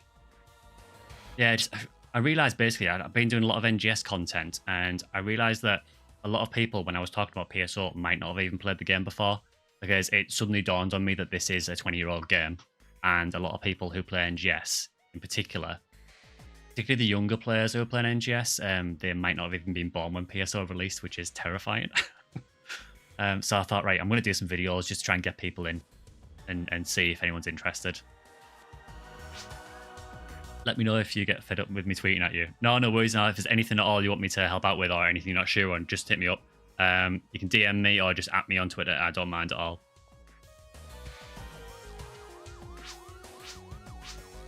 Oh, you got a Cure Shock. Oh, cool.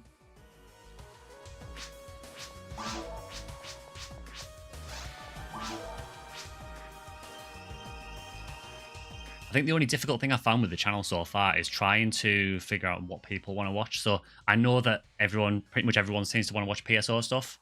But I know there are some people who are here for NGS stuff as well.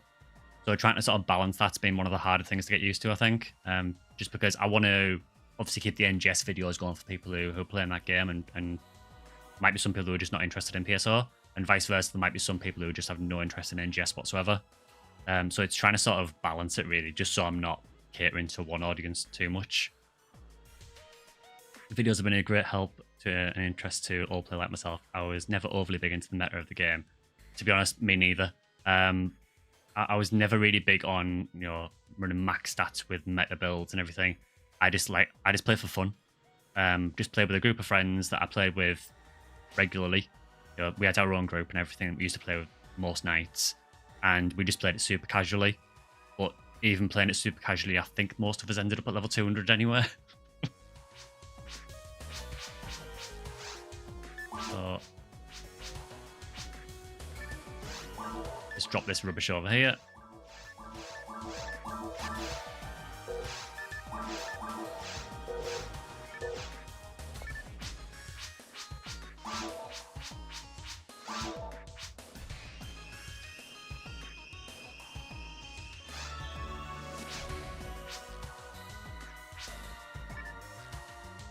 Yeah, I think for someone I'm a relatively new content creator, really. I think just thinking of content that might be appealing to you guys, that's been one of the harder things as well.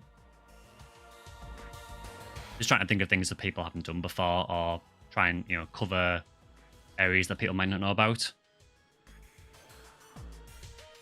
Never got higher than 136 Raymar that lost to FSOD. Maybe this time. You'll get there eventually. I'm on break from playing PSO for another week, so I'm kind of cheating by being here. PSO withdrawal. We've all been there. See you later anyway, thanks for dropping by. So I'll be doing one of these about once a week anyway, roughly. So yeah, just drop by anytime.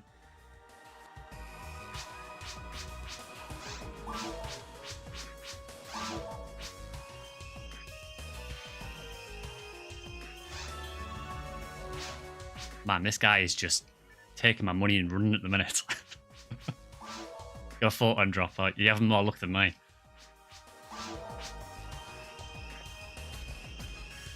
Yeah, see you later, everybody. Yeah.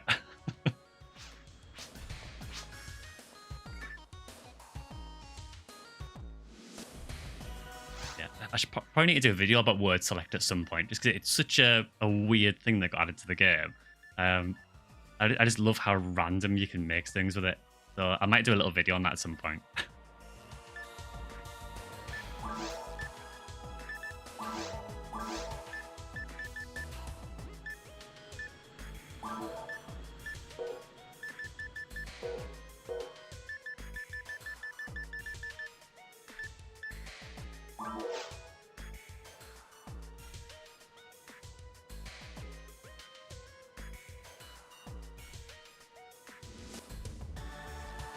It's not sad. I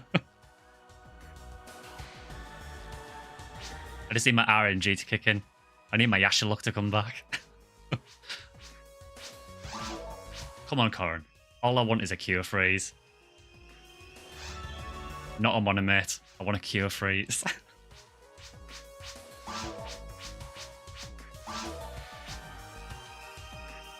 The worst is dropping 100k Mazetta and getting a frame. Yeah, it's just pain, this guy. I have had a couple of decent things from him. But yeah, it's just so much rubbish that you get.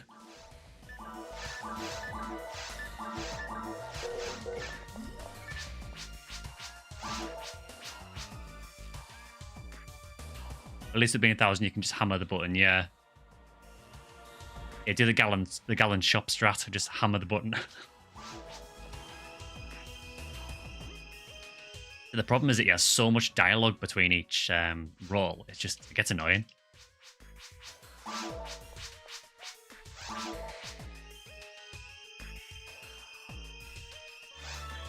Night power, brilliant.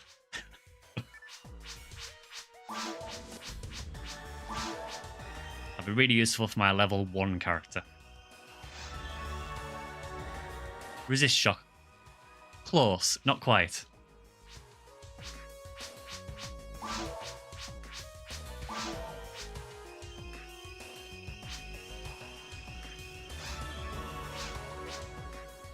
I feel like we're going up in the world. We've gone from monomates to terrible units from normal.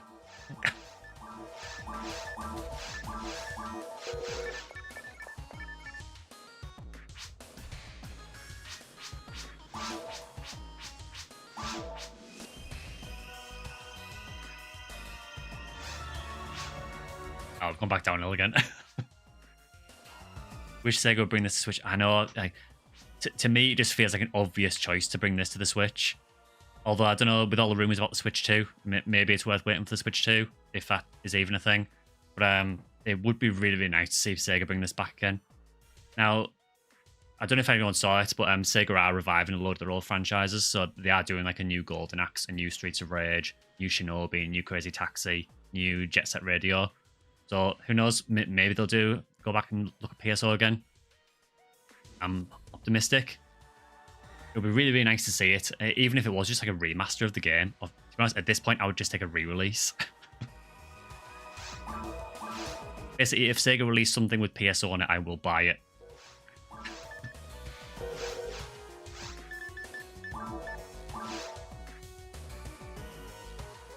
Oh, you can use Turbo. Yeah, that's what I should probably do. I've just got an Xbox One controller, so I'm in poverty mode.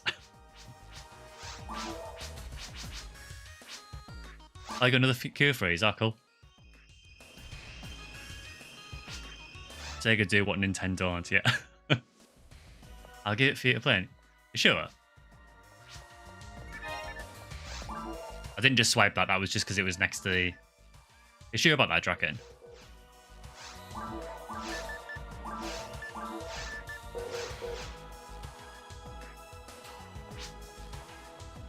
Got one yesterday. Oh, cool. Oh, thanks very much.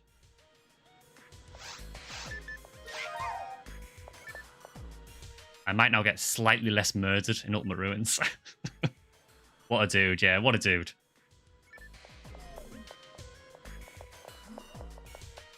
I'll see if I've got anything in here.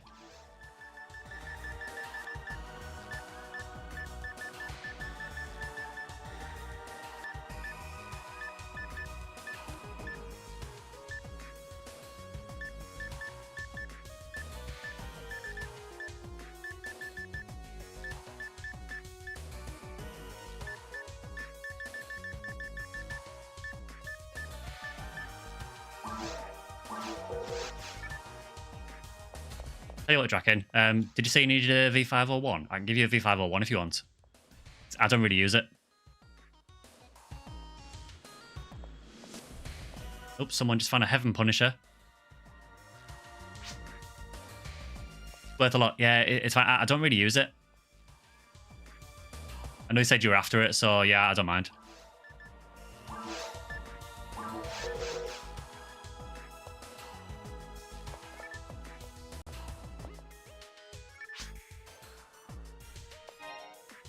Yeah, sure, yeah.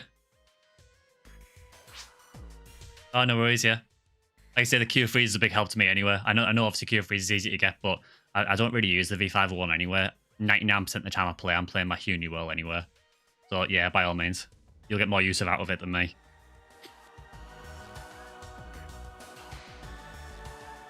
Yeah, Q freeze is nice on anyone, particularly for ultimate faults. Ultimate faults does this really annoying combo attack where it basically freezes you with Rabata and then it drops a load of mines around you, and online it just more or less just kills you instantly. So you more or less need Q freeze for ultimate faults.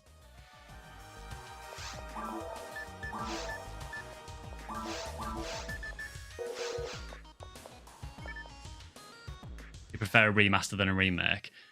Yeah, it's an interesting one because as much as I would love to see a PSO remake, I'd be worried that they'd mess things up with it. I'd be worried that they'd change things, and I kind of feel like PSO is pretty much perfect as a game. There are faults with it, but I kind of feel like there's too much risk with a full remake. So I think I would probably prefer just a remaster. I would like to see them acknowledge PSO a bit more in NGS though. It would be nice to see some like PSO crossover stuff in there. It just feels like a missed opportunity at the minute.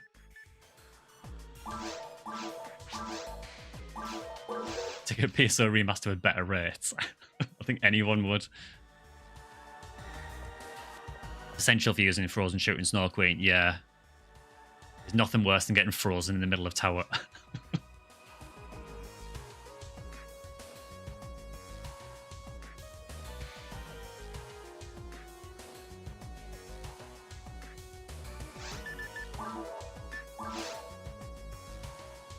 Imagine if they collab with private servers for quality of life features. I mean, you'd like to think that if they were doing it, that they would look at the private servers and see what they've done. You know, there's some things on this server that really should have been unofficial. Even just things like having a shared bank. You know, unofficial, if you want to trade between characters, you literally had to have someone in a room for you, drop the item on the floor or trade it to them, and then switch characters. And, you know, you had no idea if they were just going to steal your items. So having a shared bank on this way, you can just swap between characters is fantastic. It should have been in the original, really.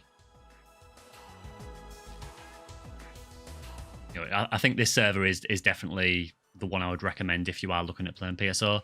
It does feel the most similar to the official servers, and it has just a few subtle tweaks with it, just a few quality of life changes. Drop trading's high anxiety, yeah, I know what you mean. I used to do it on Diablo 2 as well, when I used to play that.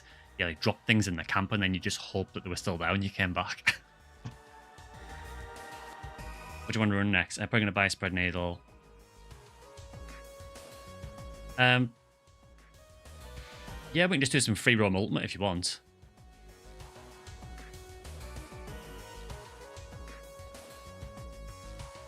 Yeah, you could do. I mean, you could do trading on the official servers as well. It's just that obviously the only way of getting things between characters was to actually have someone in the room with you. You had to have two players so you could trade it to another person. And yeah, the trading on Ephinea is really, really good as well. There is quite a good trading community.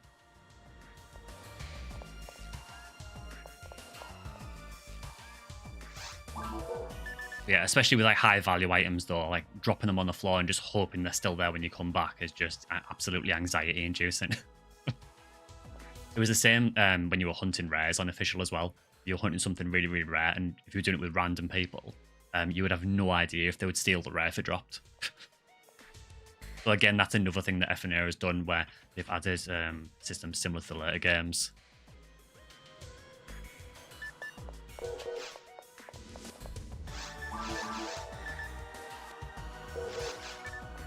So on Ephinea, they've basically added these features where you can have the items drop in order of characters, so each person gets a rare in turn, or you can have it where each rare goes to a random person, or you can have it just like instanced, which is really, really good.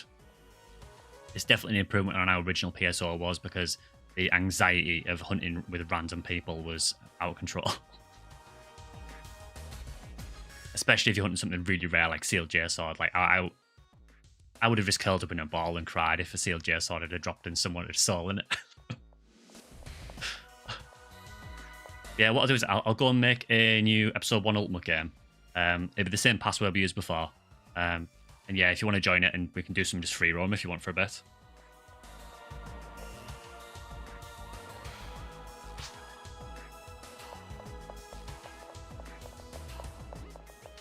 I'll do about maybe about half an hour more of this or so, and then I might switch over to NGS for a little bit, and I just need to do the dailies on NGS really. I don't know why I've run back all the way here. This is the old school PSO player speaking. I always come back to here to actually exit the lobby. I'm not used to being able to put a command in to go back.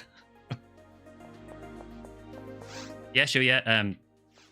For NGS, are you on ship 2, Draken?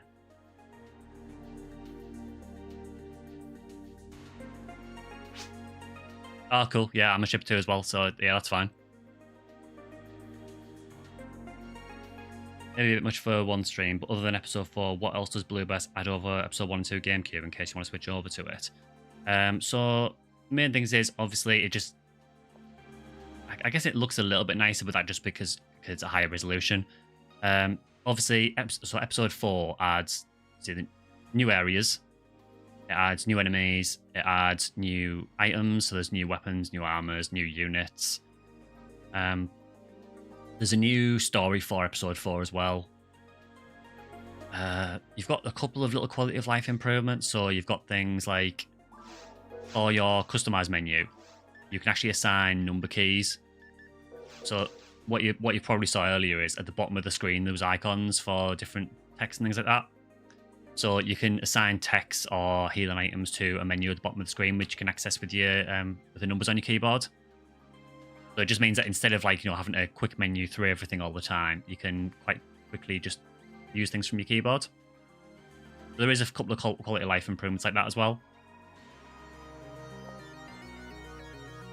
Yeah, I mean, a lot of the episode 4 gear is probably meta, to be honest. Particularly things like Excalibur. Weapons like Excalibur are just ridiculously busted.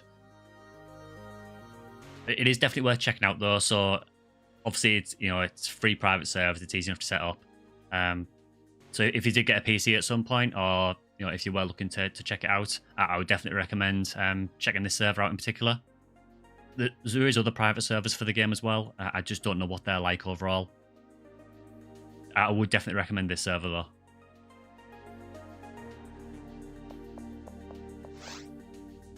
Right, I'll go and make this episode 1 game because I keep forgetting to do it.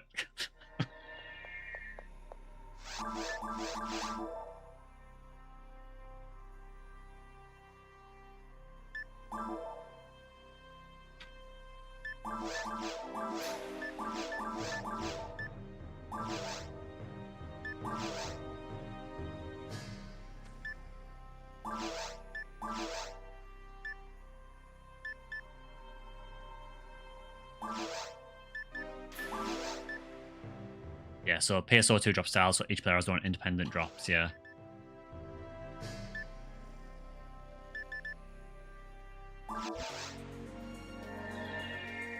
There is also like a super high difficulty mode on this server as well, so there is a thing called Anguish mode, and it's only in Ultimate, and basically what it is, if you turn Anguish mode on, it buffs the stats of the monsters even more, but also increases the chance of rare drops.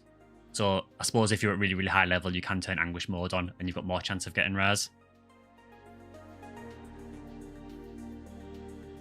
Downside is it's really, really difficult. At this level, I could probably only maybe do Anguish 1 or 2 at most, I would think. And even that would be a bit of a struggle.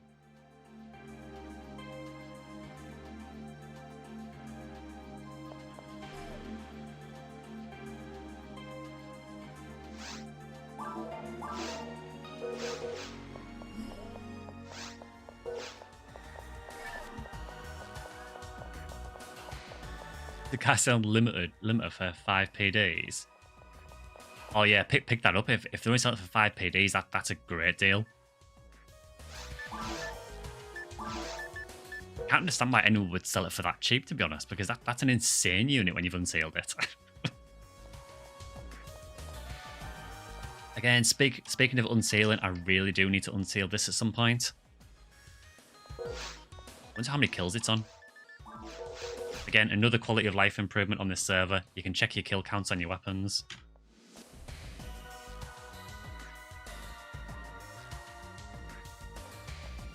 4,591. So it's just under halfway there. Ugh, a bit of a grind.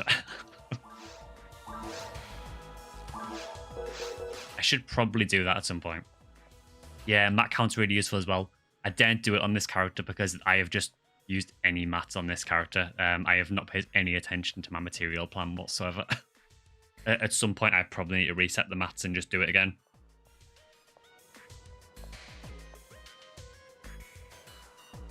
To be honest, on Huniwell, it's not really that important anyway because it's so hard to max out Huniwell anywhere.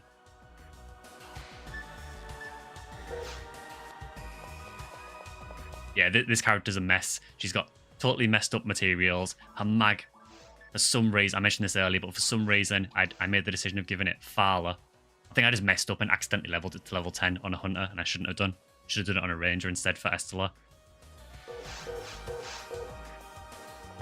Would you really consider not using some mats? It kind of depends on the class, really. So basically, if you don't know, each character has a maximum limit to the number of materials they can use. I believe, I can't remember the numbers exactly. I think it's 250 materials for humans, and I think it's 125 for casts and humans. So you need to sort of bear in mind that you are limited somewhat in the materials you can use. So you just want to make sure really that you're using materials that will benefit your class the most. So for a Raymar, definitely power materials, because obviously the more damage you can do, the better. Luck materials I would use whenever you find them, because you want to max out your luck as soon as you can. Luck is a really, really useful stat. 150 for androids. Okay, fair enough. I believe that HP materials and TP materials are separate to the other materials as well. I don't think they count towards the things like power materials. I think they have their own specific count as well. So generally, I would, for a Raymar, I would probably go with, yeah, like power materials. Definitely luck materials to raise your critical hit chance. There's no harm in using some defense materials, I guess, just to bring your defense up. What it might be worth doing is looking up on the Ephinea, maybe on the Ephinea wiki, because the stats should be the same between GameCube and Blueburst anywhere. Maybe have a look on there and just see what the max stats are for Raymar, just so you can get an idea of what you might need to use to try and max stats. I mean, maxing stats isn't the most important thing in the world. Even if you don't max stats, you'll still have a strong character at endgame.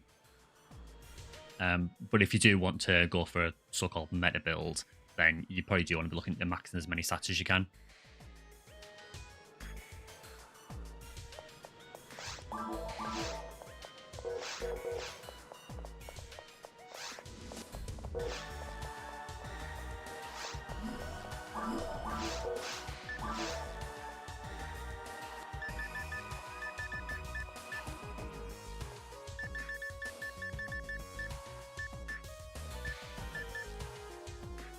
Yeah, I mean, there's a couple of ways I need to improve this character. So at some point, I need to upgrade this Love Heart to a Sweetheart. I'd still need to unseal this. I need to upgrade my Charge Vulcan's 50 hit as well, because they're only at 35. Apart from that, I'm just hunting for Ubers now, really, with this character. I could do again things like Centurion abilities and stuff like that as well, but I'm not overly concerned about getting those. I probably need to think about starting to work on the other characters, to be honest. So I've got a Raymar that's really low level that I could do with starting to get some gear for. I've also got a full New World who's just hit Ultimate as well. So she probably needs some better gear as well. I think I still need to finish her mag as well, actually. Right, let's gamble a bit more while we wait.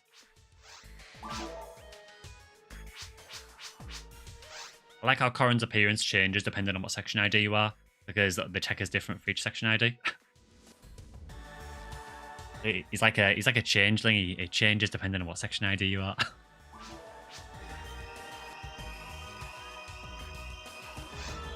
Magician TP. Thanks for nothing.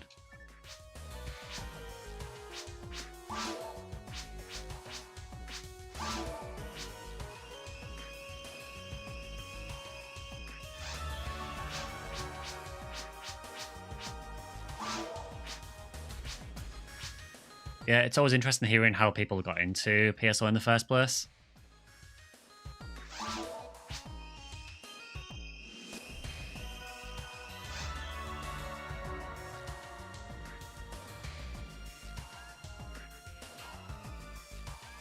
Oh, tablet. I think that's a mag cell, I think.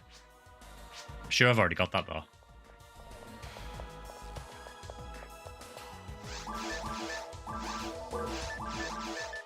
Yeah, I do, yeah.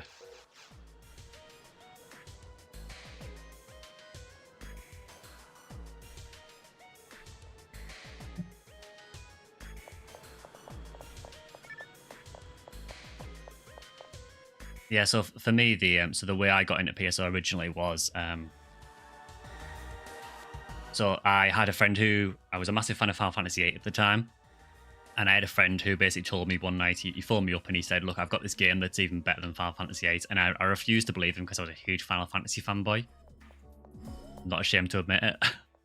And he basically said, "Oh, you need to come check this out. It's way better than Final Fantasy." So I went over and it was GameCube PSO. Left his house on the night and was pretty gutted that I didn't have a GameCube. So I got up next morning after I'd slept and immediately got up, walked into town, bought a GameCube, bought PSO. Literally bought the console for the game. Was just going through hard drop chat. What's a light relief? If I remember correctly, I think it's a barrier, like a shield or a barrier, and I think it has really good light resist. But I'm sure its other stats are not particularly good. So it's mainly if you want light resist, I think.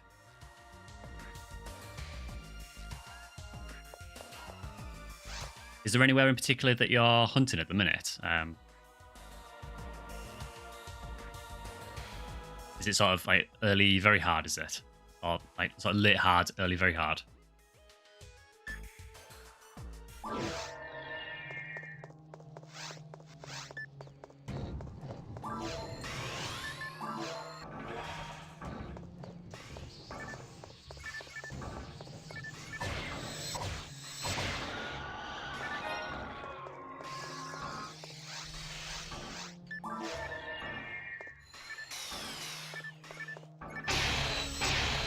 Just do a few rooms of Skylight Caves while I wait.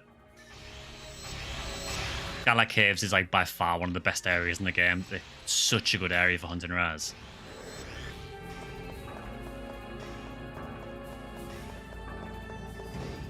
First copy of PSO GameCube cost $12.99 from game pre-owned, then bought a backup disc from Cash Converters for £20. Yeah, Cash Converters is where I got my GameCube from. I misread it. They wanted to swap for a regular limiter. Oh, okay. Yeah, I thought that sounded too cheap for a limiter. Yeah, they didn't clearly say it. Oh, well. You tried.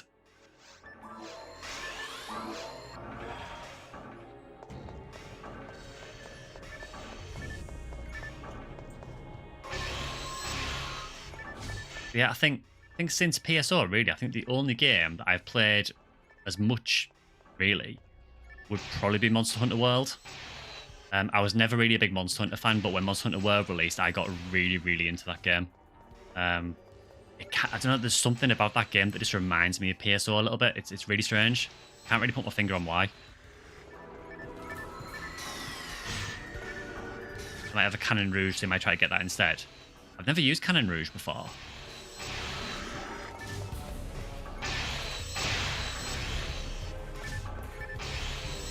Just saw the Mega Doubt at the corner of my eye. I'm so lucky that that lily didn't spawn closer to me.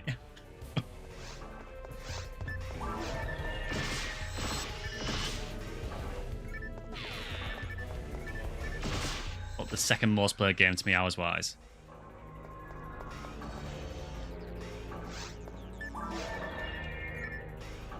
Got PSO for $6 in a bargain bin when the Dreamcast was on life support. Hey, take it, it's a bargain.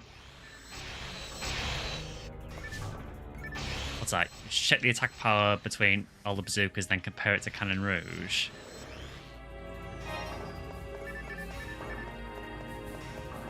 Most played is Fallout New Vegas. I've never really been into the Bethesda games. I played Skyrim a little bit. I think Fallout's one of those games that you either don't really get into or you just play forever. Right, let's have a look at this. So check the attack power between every bazooka, then compare it to Cannon Rouge. The music will probably cut out briefly just while I check this. I'm quite curious on this now.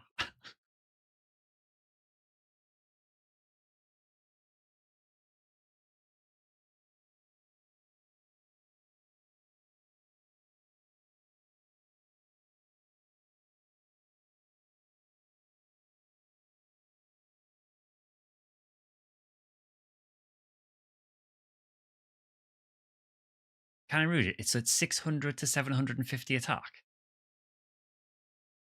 The downside of it though, it can't combo attack. So it's really, really strong, but it can't combo.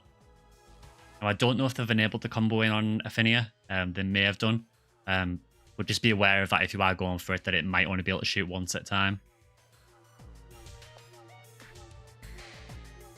I'm not here. See, it's a PSO withdrawal again. Some guy on the IGN board said that I should check out this game called PSO. Downloaded some low quality vids off IGN and knew I wanted the game once I saw them.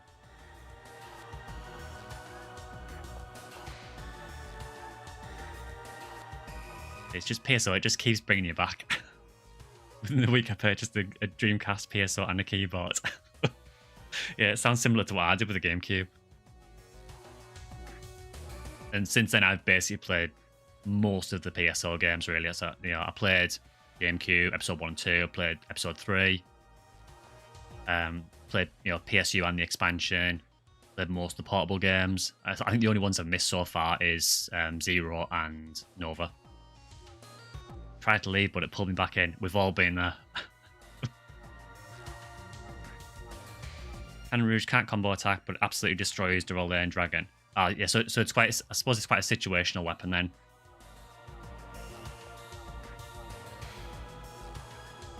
Hope you downloaded Real Play or QuickTime first. That's making me feel so old that I remember Real Play and QuickTime.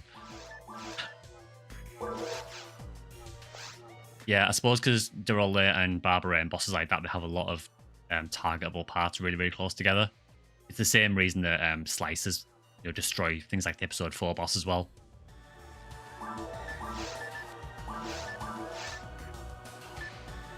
Did you use WinZip? Yeah, I remember using that. WinZip and MSN Messenger.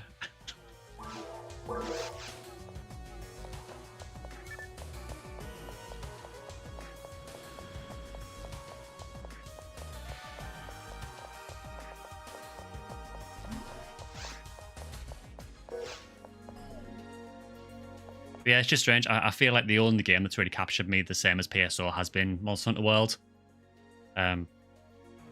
It's been really interesting actually seeing the stories about that game recently. It's been getting like a massive resurgence. I think Capcom did some kind of campaign for it and just loads of people seem to have returned to the game. And I think last time I checked there was about 160,000 people playing it on Steam again, which is insane for a game from 2018. Still use your Hotmail account, but got rid of LimeWire. Obviously, it was all above board legal stuff on LimeWire, yeah? Yeah.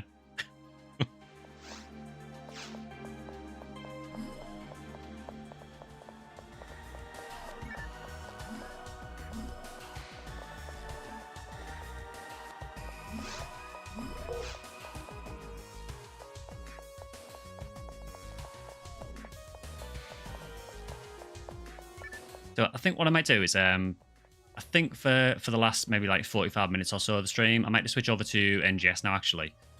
So I'll take a couple of minutes just to get that set up, and we'll come back and we'll just do some NGS. Draken, if you want to party for NGS, that's fine as well.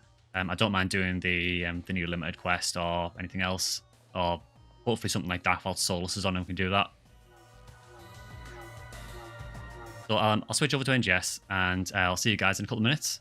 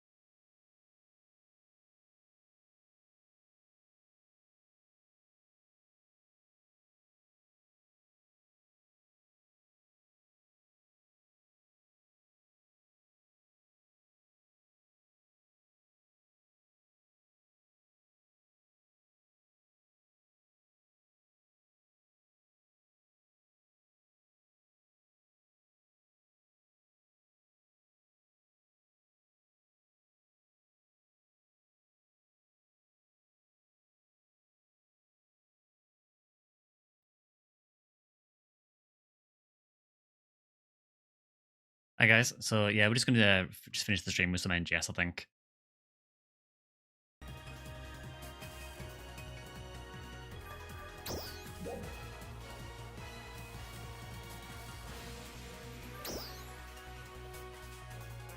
So since we played Taker in PSO BB, we'll play her in NGS as well.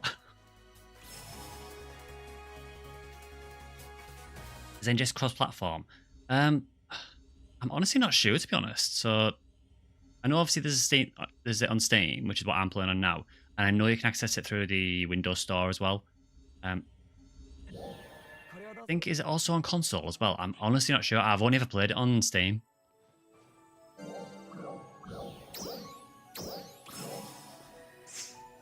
Do the Gamba. Oh, we got a decent pull. PS4 but exclusive blocks because Sony. Yeah, sounds about right. Oh, cool. Got the Nocturnal Mist Outer. And actually, I had that on one character, so we've actually unlocked that on everything now, which is cool.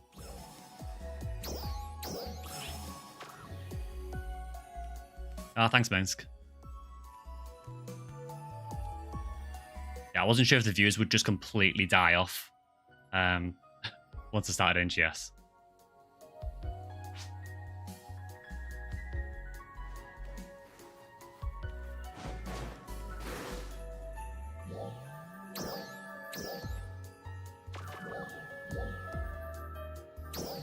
So what I will do is I will go to, so I think it's Caveris, the new limited quest. So I'll go to Caveris 3 for now, just so it's a little bit quieter.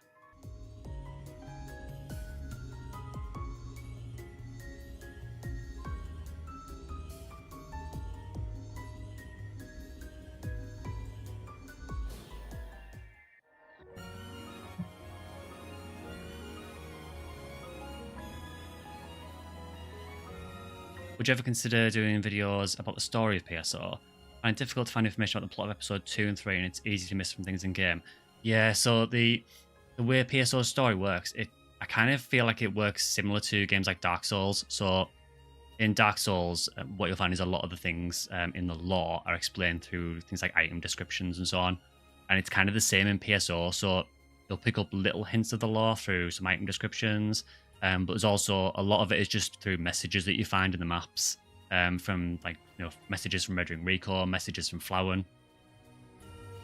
To be honest, doubt I'll watch NGS every week. Yeah, no worries. I appreciate that not everyone's going to watch NGS and not everyone's going to watch PSO as well. I'm just trying to sort of balance it between the two. That's all. So yeah, I could do sort of like a lore overview of the different episodes. Episode 1, 2, and 4 be easier. The main reason is because episode 3 I've never actually finished. I actually find the end of episode 3 really, really difficult. So, hi Draken Yoka. So I will try and cover what I can for those. If you are interested in seeing like a story overview, I can certainly look at looking at doing that.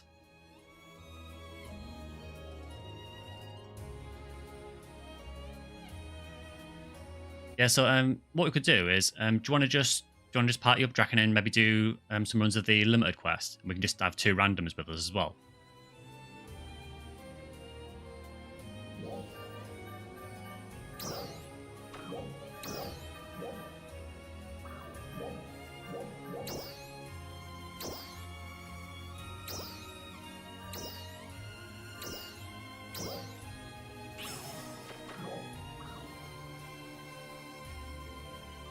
Also can do Lucille. Yeah, I actually need to do Lucille for the dailies, actually. Have you got any preference? Do you want to do Lucille first or the limited quest?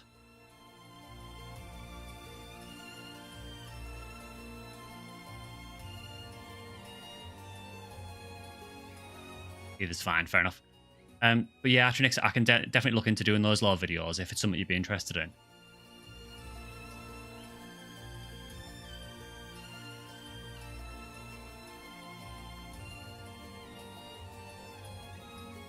Hope it's not sidestep. Yeah, sidestep. It kind of depends on what class you're playing.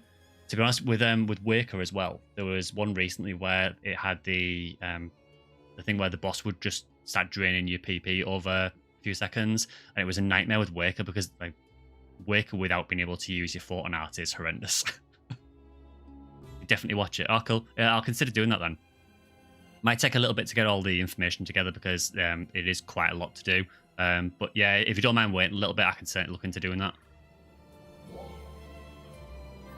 So we'll do Lucille first. Oh, cool, Tuna. We don't get to see him very often. So he's doing poison. Max HP minus 75% on HP decrease. Oof.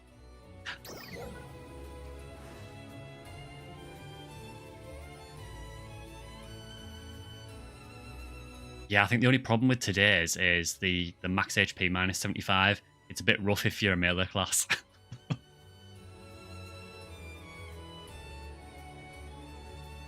But yeah, this is basically the NGS equivalent of my New World from PSO. It's sort of based on a fan art that someone did of her back in the day. I'll have to show you guys that at some point. It's a really, really cool fan art that someone did.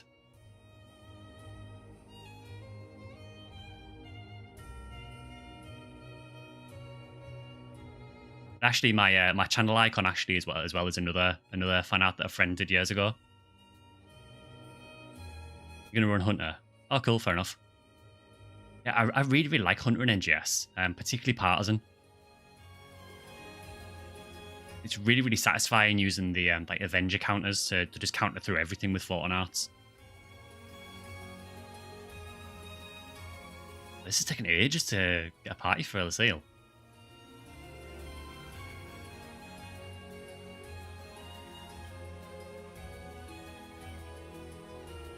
Overdid it with Overcharged Spiral Edge Type 2. I'll be honest, I don't really use Sword that much on Hunter. I kind of find... I find Sword not a particularly interesting weapon to use. Pretty much standard in solo runs. Ah, fair enough. Oh, there we go. Yeah, I don't really use Sword much. I find the weapon doesn't have much flow to it. I also feel like every time Hunter gets buffed, it's always Sword.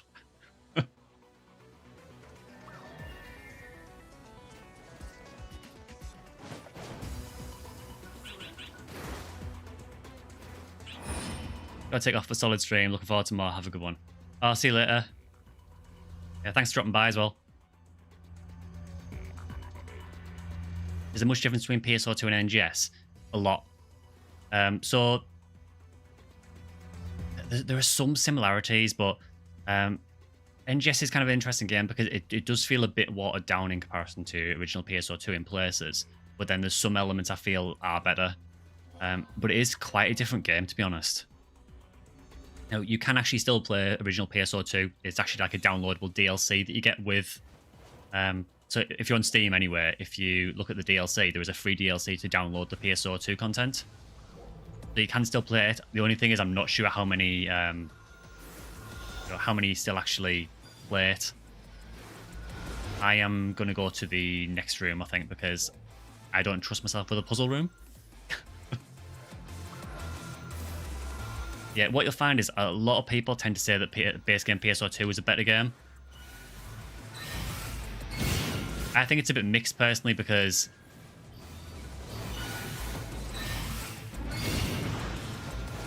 I feel that PSO2 was a really solid game for the time, but I feel the problem is that a lot of people are comparing NGS to the current state of PSO2. And I said this a little bit earlier, but PSO2, when it launched in global, essentially came with more or less 8 years worth of content from the Japanese version. So you're comparing like 8 years worth of updates, more or less, to a newer game. And I just don't feel like it's a very fair comparison overall. I'm not trying to defend NGS for no reason. I appreciate that there are some big problems with NGS. Like, I really just jumped all the way up. Oh my god, this is so funny. Just kept yeeting himself over the gap to avoid me.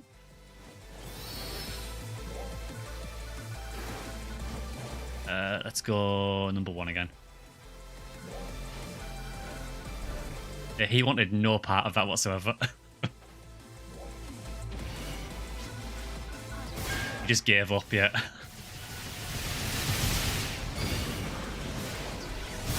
For what it's worth, I did really enjoy my time with original PSO2 for the most part. There were definitely upsides and downsides to it, though. The main problem I had with PSO2 when I played it on the Japanese servers was every time they did a new episode, they tended to change the director for the game, and every director seemed to have like a totally different view of the game, and the game would just change drastically.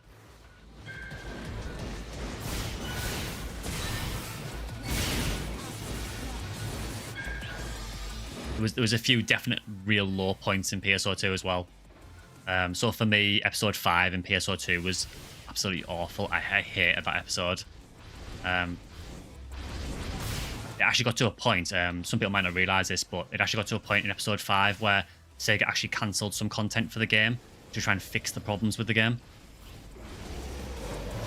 In just 5 years to get polished. I don't know if it needs 5 years necessarily. I feel like where it is for, what are we at, 2.5 years now? I feel like it's in a reasonable place already. I just feel like it does need a little bit more added into it. I won't deny that. Played since PSO JP Classic Beta, took a break. I came back in F5. Oh boy, it was a mess. Yeah. I quit the game during episode 5. I stopped playing. I couldn't stand the game. Many things like the Buster quests, I just couldn't stand playing them. They were just not fun at all. Also, I didn't like what they did with the story either, where they tried to sort of mash original Phantasy Star into PSO2. So you had like classical of swords and sorcery showing up in Phantasy Star Online 2, which it just didn't fit. It's such a weird choice to go with. I think it was because it was to do with like the Phantasy Star anniversaries and things like that, and I get that, but it just didn't fit the game. Was episode 5 the anime inspired one? No, so episode 5 was the one where it was meant to be in like it was almost like another dimension where it was, you had castles and it kind of felt like an old school like higher fantasy. I think episode 4 is probably the one that you're thinking of, the one with where it essentially started out like a school slice of life anime. But there was actually anime for PSO2 as well. And there was actually 2 animes for it actually.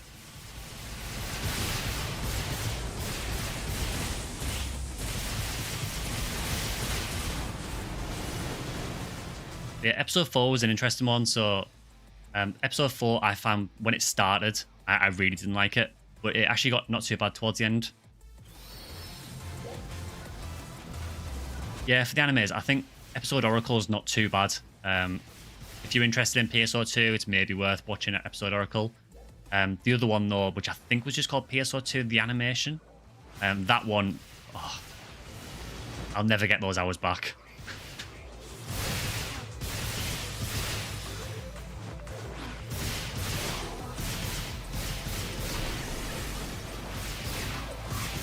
I'm just sort of playing on autopilot here, so apologies if I'm playing really, really badly.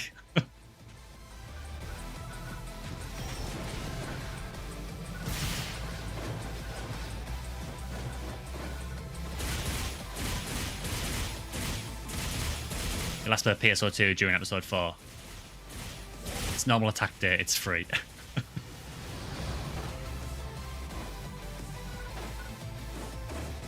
Oh, there would be a Starless up here.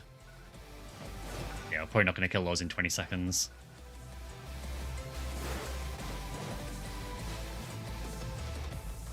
Yeah, episode 4 was where things started to get a little bit weird, the game. I think 1, 2, and 3, for me with original PSO2, I think episode 1 was, it was kind of a long, and it was a little bit boring. It took a while to get going. Episode 2 I quite enjoyed, although the story was far too long. 3 I thought was pretty decent. 4 for me is where it started to go downhill a little bit. You're a summoner enjoyer, so you can't say too many bad things about episode 4. You're probably not going to like this, but I hate summoner in PSO2. I appreciate a lot of people really liked it, but for me, I much prefer Waker in NGS.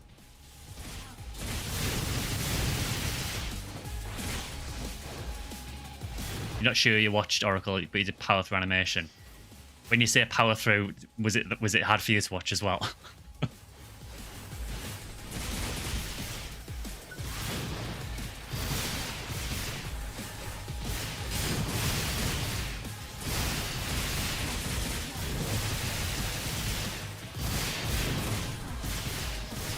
Any recommendations on the gameplay? The combat is certainly different.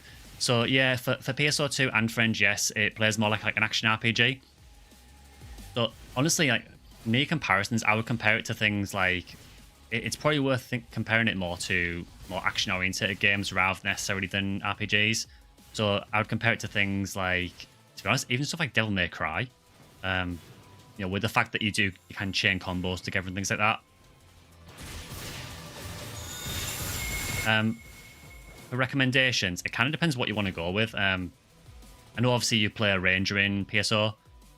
So Ranger in this, the way it works is it's kind of like a support class. So, well, I say that.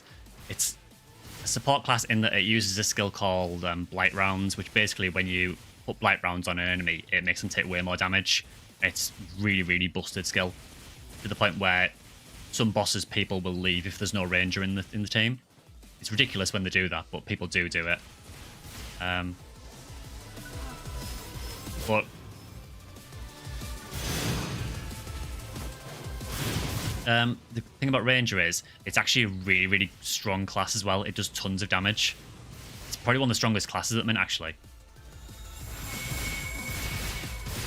People are getting absolutely murdered here at the minute. And I think the reason is just because when this guy gets to a certain health point, he reduces all your health by 75%. That's why I'm not healing, because my health is capped at that at the moment. It means that basically when you're on this health, one hit will usually just kill you. I believe you only watched it because PSO was in the title. I think that's what most people did, yeah. I mean, to be fair, I did play PSO2 at the time, so I thought, yeah, I'll play the game, I'll give it a shot. But yeah, it wasn't good.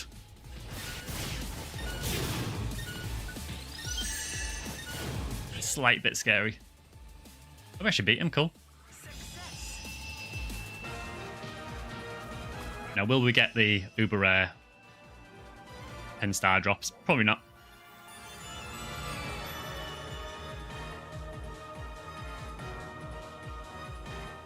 No, nothing good at all, actually.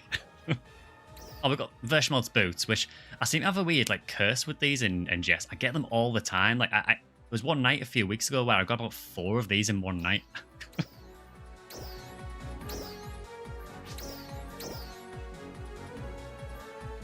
This is class boosted, yes. So I think you get weapons based on your class more often. Yeah, it just seemed like I just got them constantly. I didn't get any Verschmald's blades, it was always boots.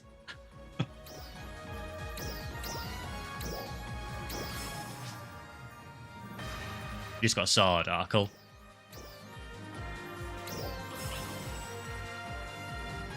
Animation was the one where the game crossed over the real world. Yeah, that was it. Yeah. Where there was like a student who would go into the game. It was so bad. Such a bad anime. I'm not really a big anime watcher myself anyway, but I watch the odd one now and again. But yeah, I did not enjoy my time with that. Try and power through the story. Yeah, so friends, yes, honestly the story won't take you very long anyway. For base game PSO2, the story is quite in-depth.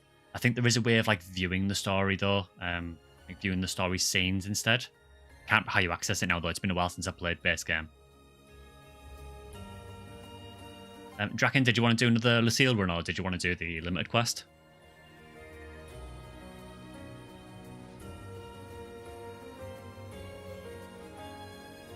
Yeah, the story for PSO2 is interesting, so it's got its high points definitely, but it gets to a point for base game PSO2 where the story gets so overcomplicated. It starts getting like time skips and all sorts in it, and it just gets really hard to follow. And with anything done dailies already, cool.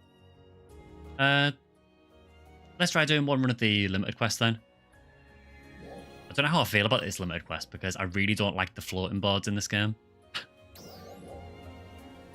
But we can do it. Blue Guard Copium run.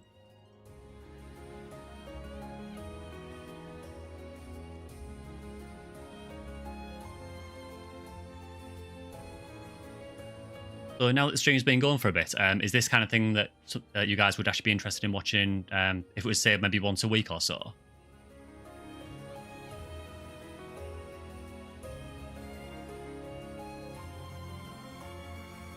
Yeah, the main problem I've got with the boards is the sort of controlling the direction of it. It's really oversensitive. I know you can hold square to sort of slow the board down so you can see more accurately, but it just feels a little bit awkward to me sometimes.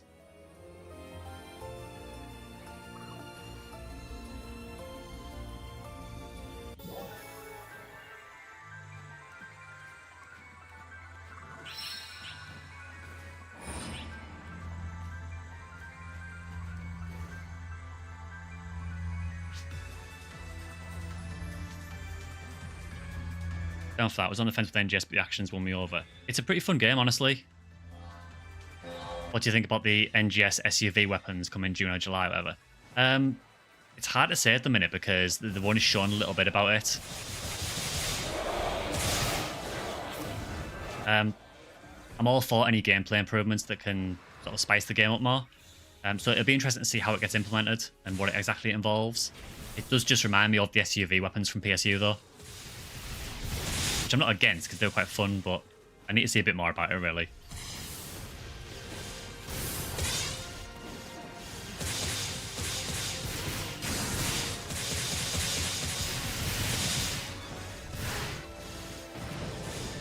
I hate this guy because he delays a lot of his attacks, so I end up just eating them because I counted too early. Managed to drop the Phoenix Wright anime, didn't capture the feel of the game. That's a shame that I haven't actually seen the Phoenix Wright anime, but I've played a few of the games. I really enjoy the games, actually. So it's a shame that. We're really just not going to kill this guy at the start. I've never actually seen this. Oh, that was far closer than it should have been.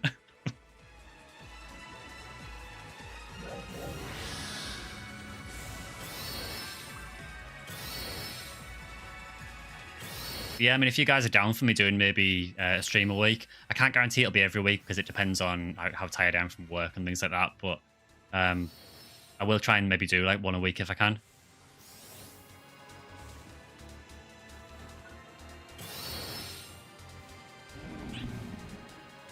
And so tune in every week, but enjoying the stream. Oh, that's fine. Yeah, I don't expect anyone to tune in every week or anything.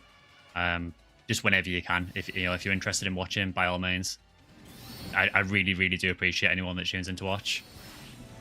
As a small creator, anyone you can get to watch is fantastic. And to be honest, this is way better than it was on Twitch. As I mentioned earlier, Twitch just has no discoverability whatsoever. I think the advantage of doing it on YouTube is because you've got your video content on there as well. People already know your channel a little bit from your video content. So it's kind of easier to bring people over to your live streams as well.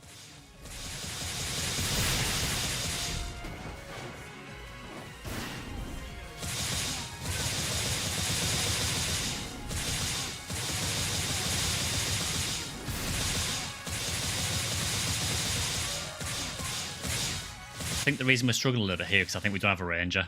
This is what I mean about ranger. Without one, you notice the difference massively. Probably take a stream as an opportunity to hop on PSO. Oh, cool. Yeah, I mean, I'm always down for playing with viewers. Not just to look for stuff that I'm looking for as well. I'm always more than happy to help people out with hunts and things like that as well. I'll just give advice on the game as well. Again, I appreciate the game is like 20 years old, so a lot of people probably don't know a lot of things about it. So anything I can help out with is cool.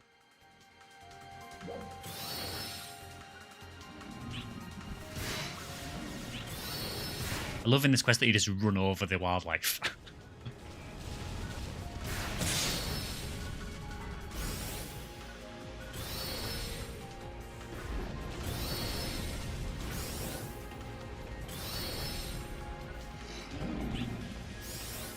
But yeah, I mean, for the streams, I'll probably mix it up. So obviously, it's mainly going to be PSO and NGS. I will play the other Fantasy Star games a bit as well. So occasionally, I'll do PSU streams. Just try and mix it up. I would like to potentially do maybe a little bit of Monster Hunter World now and again as well, just because I really do enjoy that game as well. But I am also conscious that a lot of people have subscribed for Fantasy Star content, so I sort of don't want to alienate people as well.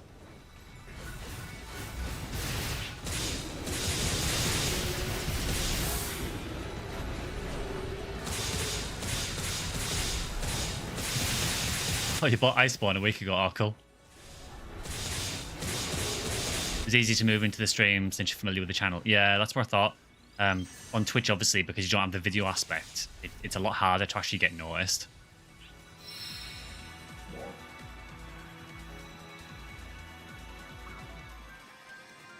Yeah, maybe we could always do a little bit of Monster Hunter now and again as well. I feel like there's some sort of similarities between Monster Hunter and this anyway.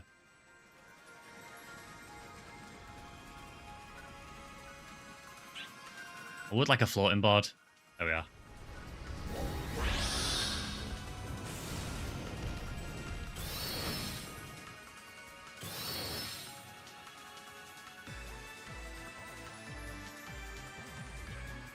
Yeah, Card Revolution. Yeah, I mean, I could potentially play some episode 3 as well. Unfortunately, with how my setup is at the minute, I don't really have the GameCube set up to be able to play it online. So I can't remember if there is a private server for episode 3 now. But I could always do some offline episode 3 as well if people are interested in seeing that. Such a strange game, but I do actually really enjoy episode 3 as well. I did do a video on that if you haven't seen it as well. There is a video on that on my channel. Just how it basically gets forgotten about. It's such a shame as well because it is actually a really solid game.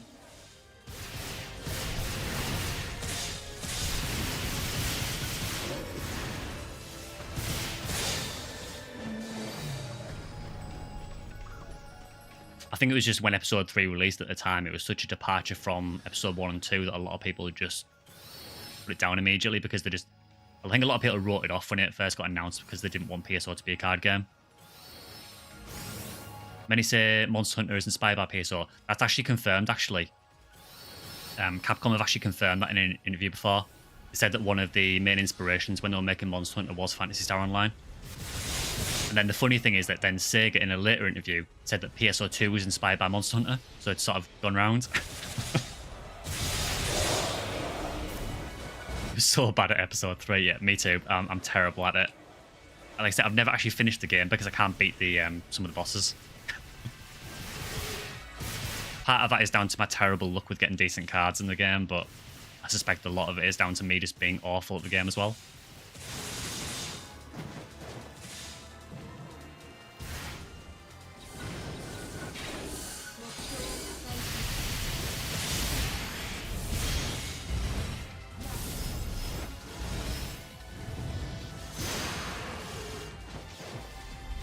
Friends killed it as they came from Yu-Gi-Oh! See, that's the worst thing. I back in the day, I used to play Yu-Gi-Oh! So you would think I would be better. I don't think we're going to beat this. Which is fine, because you still get rewards, but...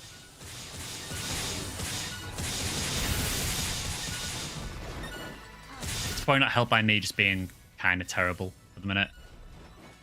I never realised how difficult it is to like maintain conversation and play the game at the same time.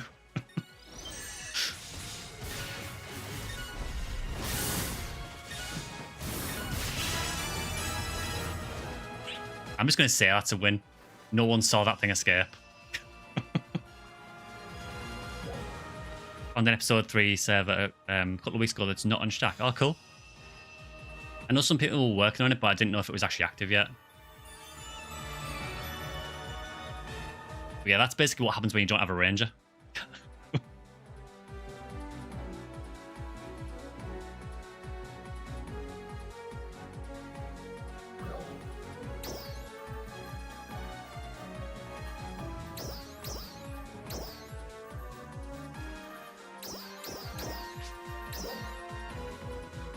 You got a Tisa Gunblade. Oh, cool. Congratulations.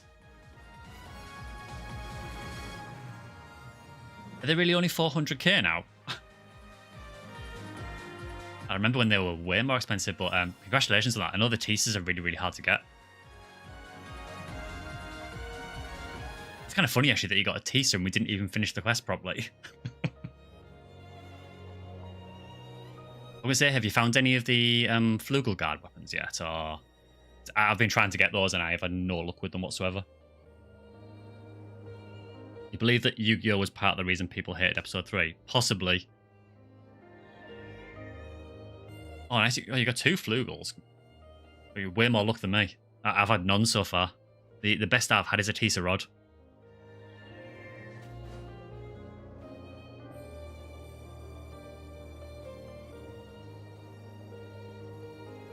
server is rag or something. Okay, I'll have to look that up.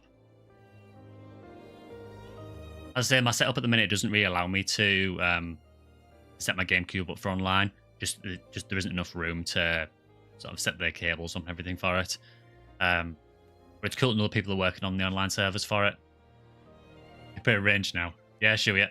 Yeah, we can maybe do one more run or so. And then we'll probably think about closing out the stream then.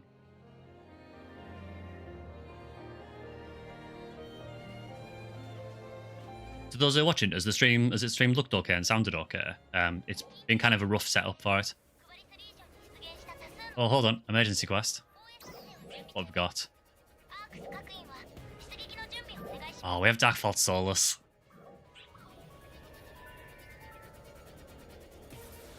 So that's starting in quarter of an hour. So we could do...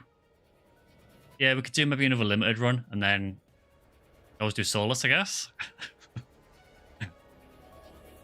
Solus would be a nice way to close out the stream, actually.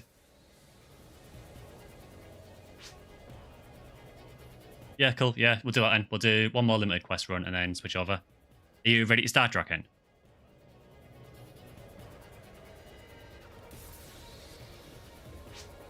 Ah, cool. Sound and visuals being fine. Oh, good enough.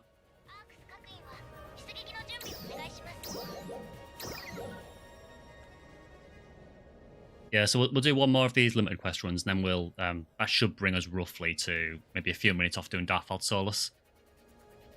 Which, if you don't play NGS, Darkfault Solus is one of the effectively like a raid boss.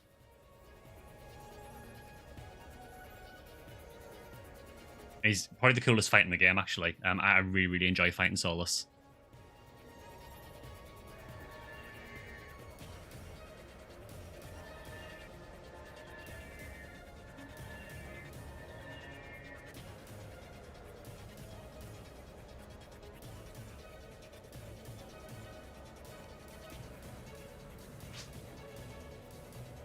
Really transitioned Worker well into NGS, but we need more pets or PA customization.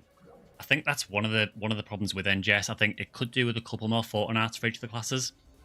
I know we've got the customization, but I kind of feel the classes maybe just need one or two more photon arts in general. Why is it showing me the tutorial for this quest? Literally just done it.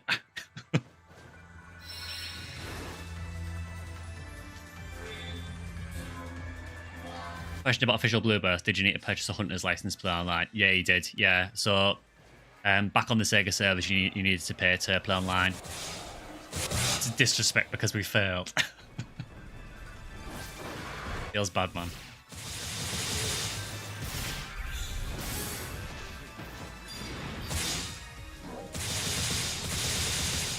Yeah, so official Blueburst. So if you don't know, Blueburst didn't have an offline mode. It was online only. So you had to pay a hunter's license to play it at all. I can't remember how much it was now. I think it was about the same price as PSO GameCube and the other hunter's licenses. I don't think they really changed the price on it.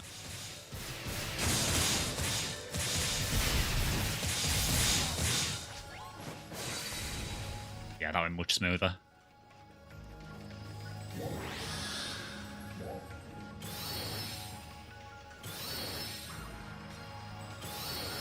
Yeah, I had a really, really good time with PSO Blueburst back in the day. I think, personally for me, I think I still prefer GameCube, but I think a lot of that is probably nostalgia just because it was the first one I played. But Blueburst is a really, really solid version of the game.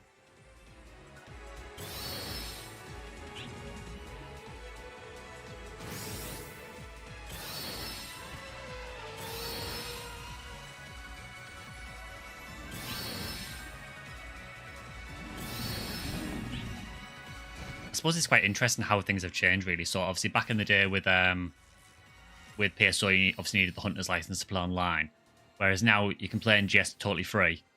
But I suppose there are ways you can monetize NGS as well. I will say, for anyone who hasn't played NGS, if you do want to play it free, you can play the whole game fine for free. It's just there are some little benefits you can do for like paying for some extra stuff. But if you do want to just check it out for free, it is totally fine. I don't remember buying one. Didn't GameCube license allow me to play it? So For GameCube, yes, you will have needed a hunter's license to play online. On the official servers, anyway. With GameCube, though, obviously, you could play it offline, fine. But for online, you will have needed to pay a hunter's license.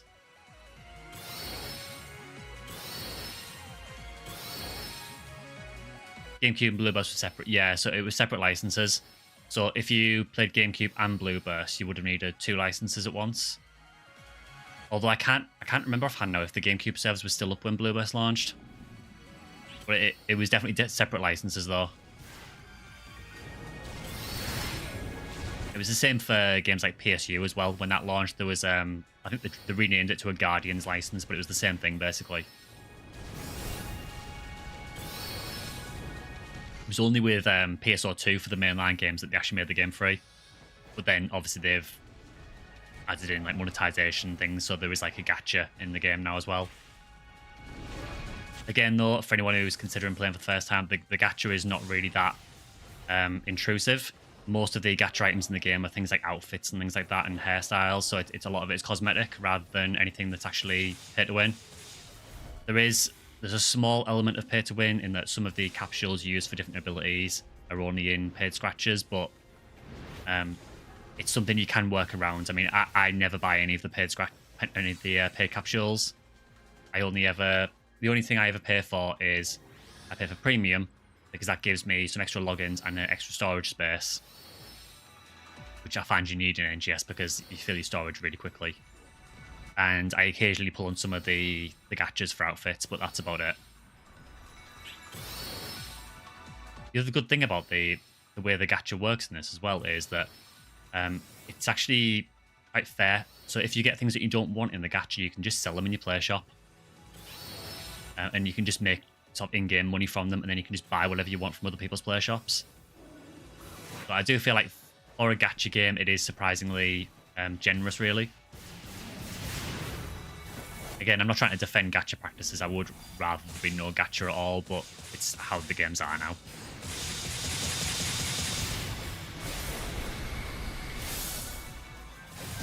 Just bought one then, or didn't play Blue Burst after the death of the official servers.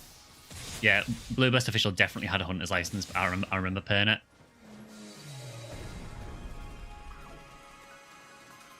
DCV1 was free in America. I believe as well, I think it was free in Japan as well.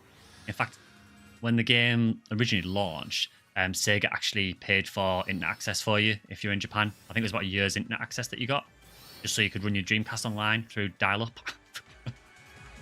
I don't think that ever extended to Europe, though. Again, I may be wrong. I'm not totally familiar with Dreamcast. I've only really started playing Dreamcast recently, just because I wanted to go back and experience what the original PSO was like.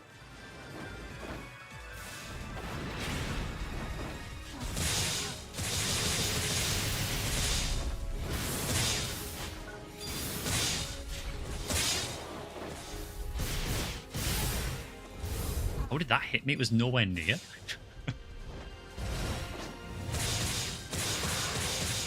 You want to try a PSO on old hardware, but it's pretty expensive. Yeah, I mean, I got quite lucky, to be honest. So where I live, there's actually a retro game shop in the town that I live in. And I went in one day and they had a pre-owned Dreamcast in there for a pretty reasonable price. And they also had PSO version 2 in there as well.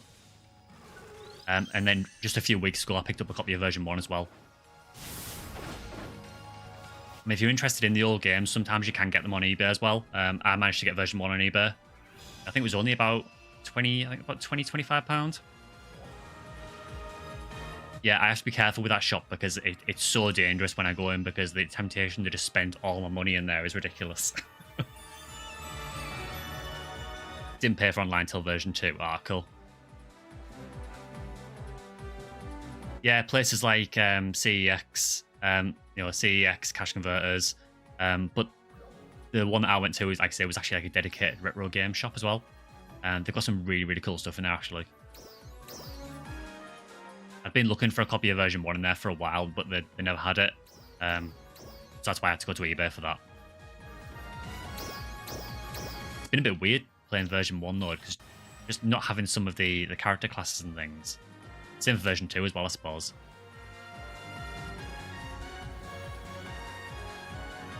Yeah, so we've only got a few minutes till Solus, so I think we'll be pushing, trying to get another one in. So yeah, what we'll do is we'll do Daffodil Solus, and then after that we'll probably end the stream after that, just so you can see the Daffodil Solus fight if you haven't seen it before. I'll let you find it. Let you know if I find it EU PSO Plus. Like I said, I don't actually know if it's a thing. I don't ever remember seeing it on sale at all.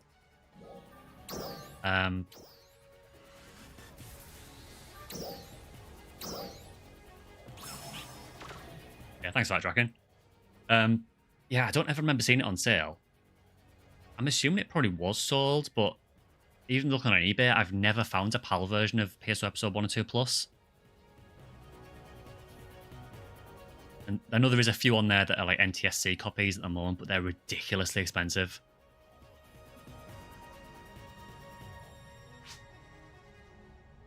Oh yeah, I totally forgot about the guild cards. Yeah, no worries. Next time we're on, I can send you my guild card then if you want. Yeah, I mean, I think episode 1 and 2 Plus, I think it was just a few bug fixes, and I think it added East and West Tower as an on-disc quest. So there's not much difference really between that and episode 1 and 2. But it's just, I'd like to have the full collection really. I'm missing like a boxed version of Blue Burst as well, but they are ridiculous money when you find them. There was something I saw on eBay recently. I really, really want to get it, but it's so expensive. There is a statue of a Hunuel from PSO.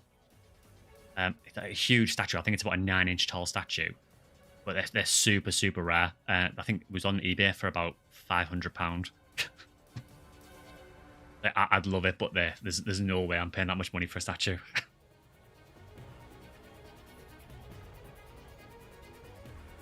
There is no PAL Plus. Okay. That's so weird that they released a Japanese version and an NTSC version, but no PAL. Yeah. To be honest, though, Best Player, you're probably not missing out on too much, because I believe it was only a few quests. I think East and West Tower got added, and I think it was just a few bug fixes. I think they put in a fix to stop you from duping items as well. So there's not much difference. It's just, it would be nice to have it for the collection. So I might have to find an NTSC one then instead. Not going to be able to play it on my GameCube, but it might just be nice to have. Yeah, I wish there was more PSO merch, really. There's barely anything.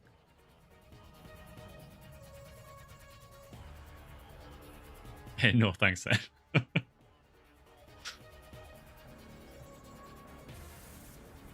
Yeah, I mean, I guess you could get like an NTSC GameCube or something, but it's a lot of investment just to play one game.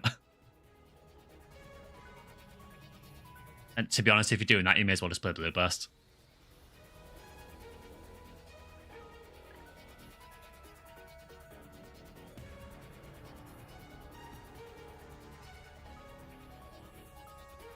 You know, someone on Redbubble used to make t-shirts with the logo on. I have a PSO t-shirt. I got it off Etsy, because Sega don't make any official ones. It's basically the cover from PSO version 1.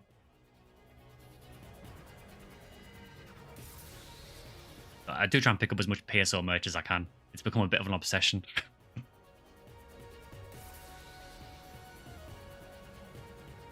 I like here. I've just noticed actually how me and Draken are both repping the section ID badges as well. I'm actually Skyly on Blue Burst, but this character, I did a name change to her on, well, section ID change on Blue Burst, because you used to be allowed to do that on Ephinea. So she used to be Viridia originally. Yeah, repping the section IDs.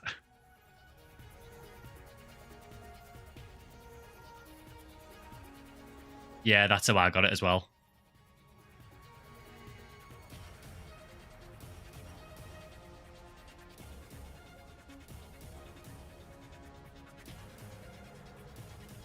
Almost time for Solus anyway. I love this quest. It's such a fun boss.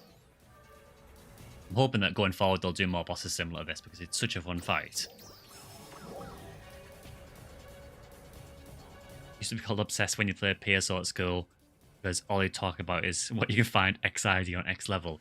It's become a problem for me. I don't know how this has happened, but 20 years after I played it originally, for some reason, I don't know why I can do this, but I can still remember the Skyline drop charts. like from memory, and that's a problem.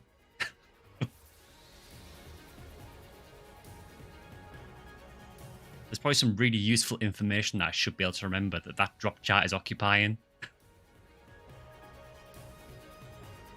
You're hyped for whatever they make for Profound Darkness. Yeah, I mean, the Profound Darkness fights in base game PSO2 were really cool, actually.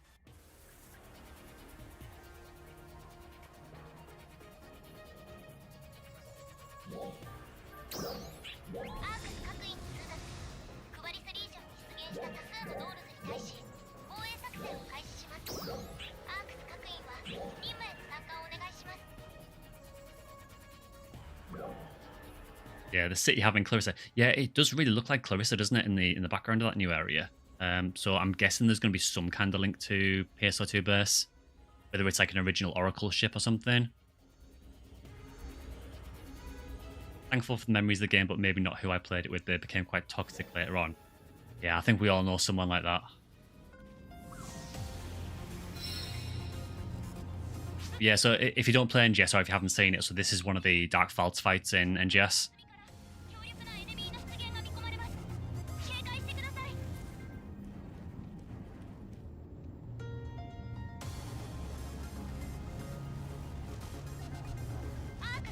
I've got to say though, I think most of the people I play PSO with I've kept in contact with to some extent, which is really, really cool for people I met like 20 years ago.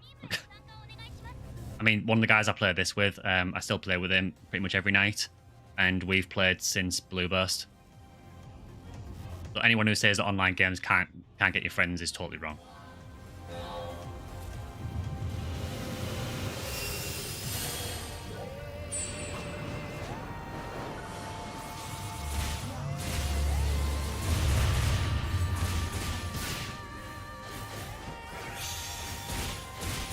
Yeah, so I suppose, so again, if you haven't played NGS, this is kind of one of the endgame bosses at the minute.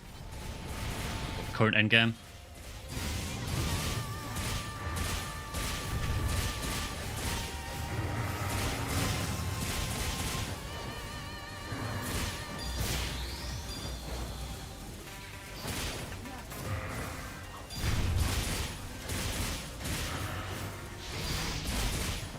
I love the soaring blades in the game now. They made some changes to them recently, which I did a video on my channel actually with the changes. They're such a cool weapon to use now.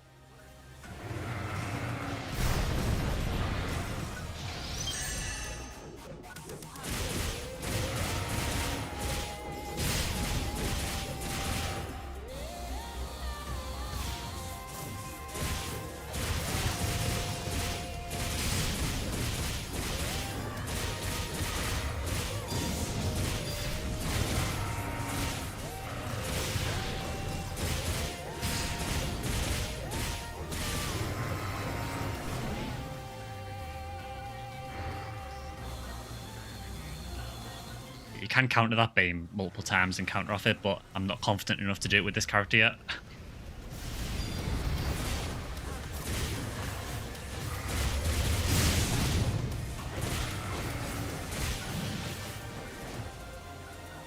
Seems like a pretty solid party.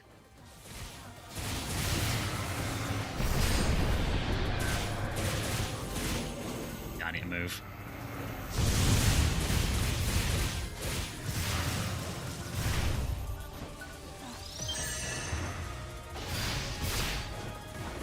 That reason how difficult it is to fight Darkfall Solus and read chat at the same time.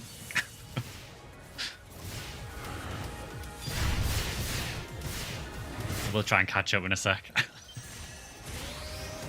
I need to move.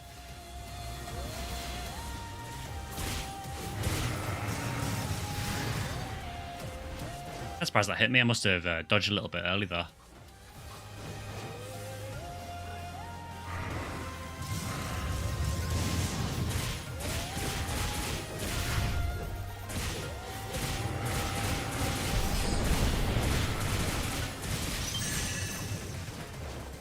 He's dead set on taking me out with that laser.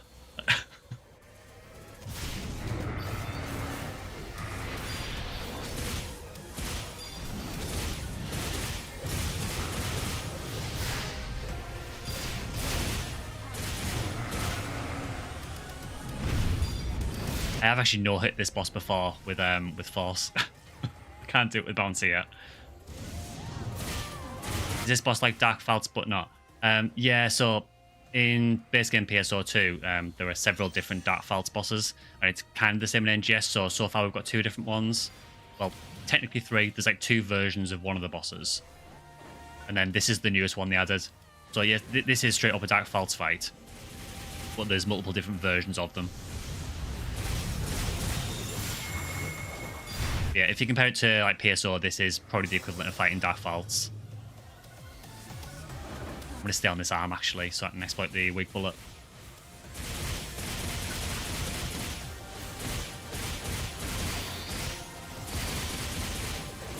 Yeah, one friend I have from back then was at my wedding last year because we're very close, but he's the exception. The rest weren't nice in the end. Oh, sorry to hear that.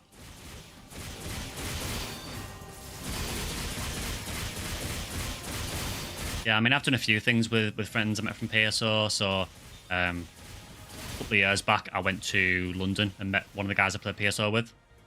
And we went to see a concert. It was a music concert for Nier Automata. It was absolutely incredible. That was really weird. I went through the pillar there. Yes, it was like a music concert of all the music from Nier Replicant and Nier Automata, which was really, really cool.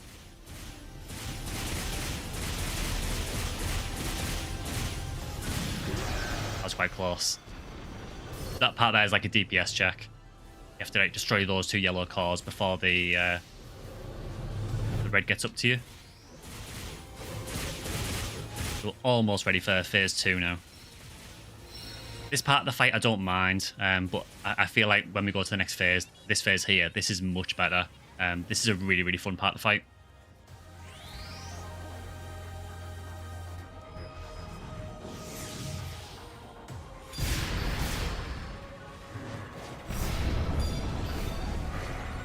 Okay, noted. I can't weapon action through that because I get clipped by the second hit. Good to know.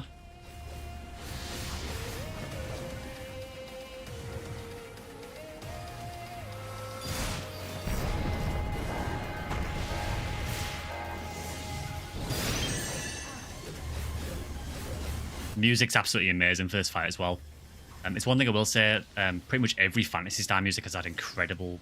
Every Fantasy Star game has had like incredible music.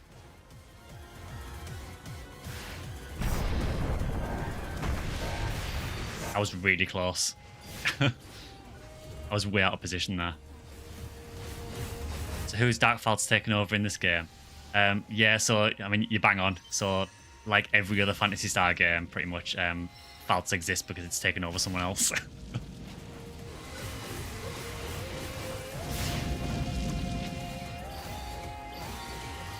Yeah, probably won't be too much spoilers, but yeah, there's a character in the game, and it's basically that character's dad that gets overtaken. So this is kind of like Solus's big nuke attack that it does. You have to kind of run around the pillar and then hide on this side to stop it from killing you.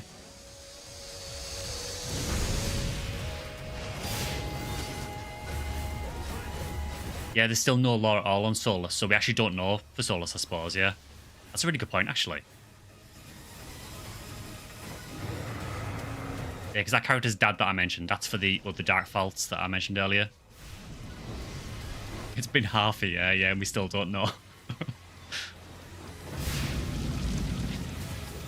All we know about this guy is that he's part of this race called the Starless, but we don't really know anything about them at all. We get to know a little bit about them in the last story quest that we got, but we're still pretty much in the dark about them.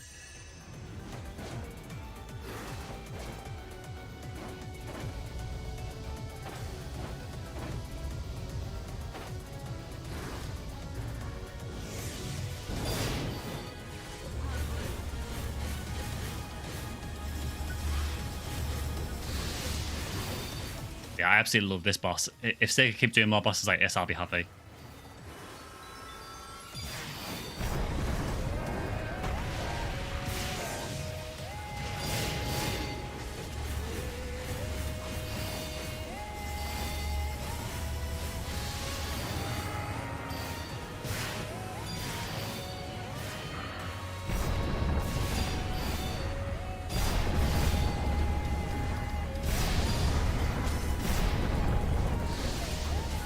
That's quite cool, actually. I did the counter and it actually brought me over the second hit.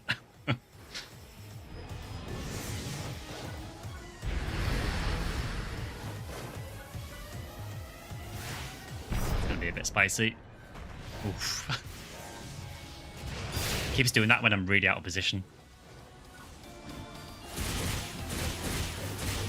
Let's bring on the walls. It's a bit of a callback, that attack, actually. So there is a boss in base game PSO2 that does a really, really similar attack. In fact, this boss in general, it kind of feels like a combination of a few PSO2 bosses. Yeah, so in the final part now. So you basically just have to destroy all these bombs. You can't hurt him at all until you've beaten all the bombs.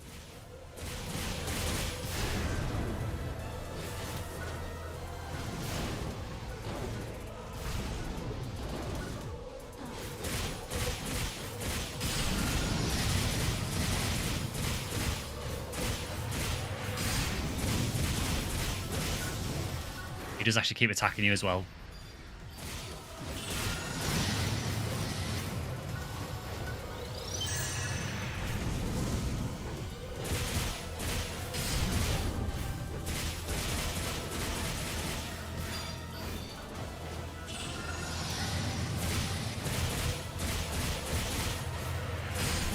Yeah, there's just a lot going on in this boss fight. I know when it first landed, a lot of people were getting absolutely bodied by it because they just couldn't make sense of all the stuff he was doing.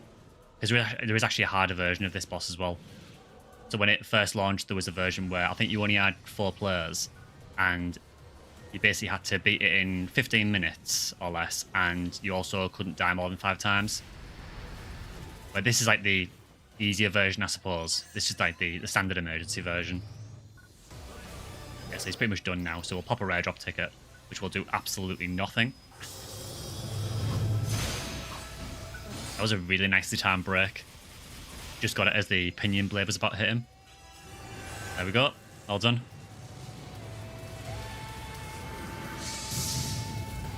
Yeah, GG's.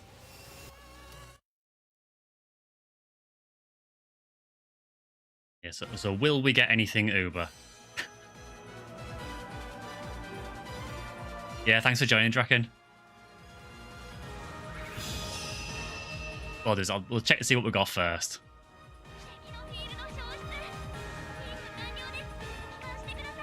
See if Draken gets anything decent as well.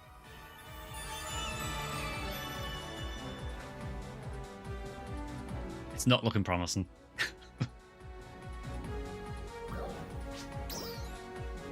Yeah, I got absolute trash. Yeah, absolutely nothing of any use.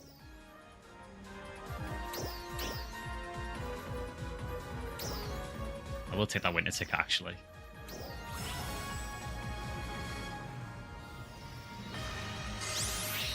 Been probably good. If you ever do YouTube memberships or Patreon, let me know.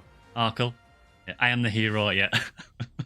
Or as PSO would say, you're not the only hero. Yeah, so regarding memberships and Patreon, I've never really thought about Patreon. Maybe it's something that I could think of. In regards to memberships, at the moment, I can't do them because you need to have at least 500 subs. But we are getting there. We are getting actually quite close to it, which is something I never thought would happen with the channel. I expected to get no views whatsoever. So which is why I really, really appreciate people watching these streams and watching the videos that I do. But yeah, once memberships do open, you know, if we do get to 500 subs, I will let people know. But yeah, please don't feel like you have to be a member or anything like that. Yeah, I'll let you know when it's open, and it's entirely up to you guys. So I think what I'll do is I'll probably call the stream there for today. I think it's been quite a good stream, actually. It's been quite fun. I didn't know how I'd find. I wasn't sure if I'd actually enjoy doing streams or not, but it's actually been really, really fun talking to you guys and just learning about like how you got into the games and things like that. It'd be fun to eventually have a 4-man party on PSO or NGS. Yeah, no doubt. Yeah. It'd be really cool to play with viewers actually and do some more hunts. Nice first stream. Oh, thanks very much. So I think what I'll do for now is I'll review the stream and stuff and see if there's anything I could have done better or anything. We'll maybe look at doing it like a once a week stream, but I will update you guys probably on the community page, and I'll probably post it on Twitter as well if I decide to do another one. But we'll maybe look at doing once a week. Probably around the same time, and we'll probably only play for maybe sort of 2-3 hours or so. Just I don't want to run too late into the night for people, that's all.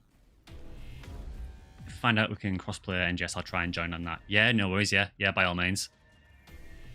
Yeah, I'll end there for now, guys. Anyway, thanks Draken again for joining us on PSO and NGS as well. And thanks to all you guys for hanging out as well. It's been really, really cool actually speaking to all you guys and getting to talk to you a little bit. So if you've enjoyed it, like I said, there'll be more videos coming. There'll probably be one on Wednesday, which will be a look at the Who Knew All class in PSO. And then we'll probably just continue with some NGS and PSO uploads. But for the meantime, I'll end this there. Everyone have a good evening. Hope you had a good weekend. And I'll probably see you guys in the video midweek. And then probably back here again for another stream next weekend. See you later, guys. Thanks for joining.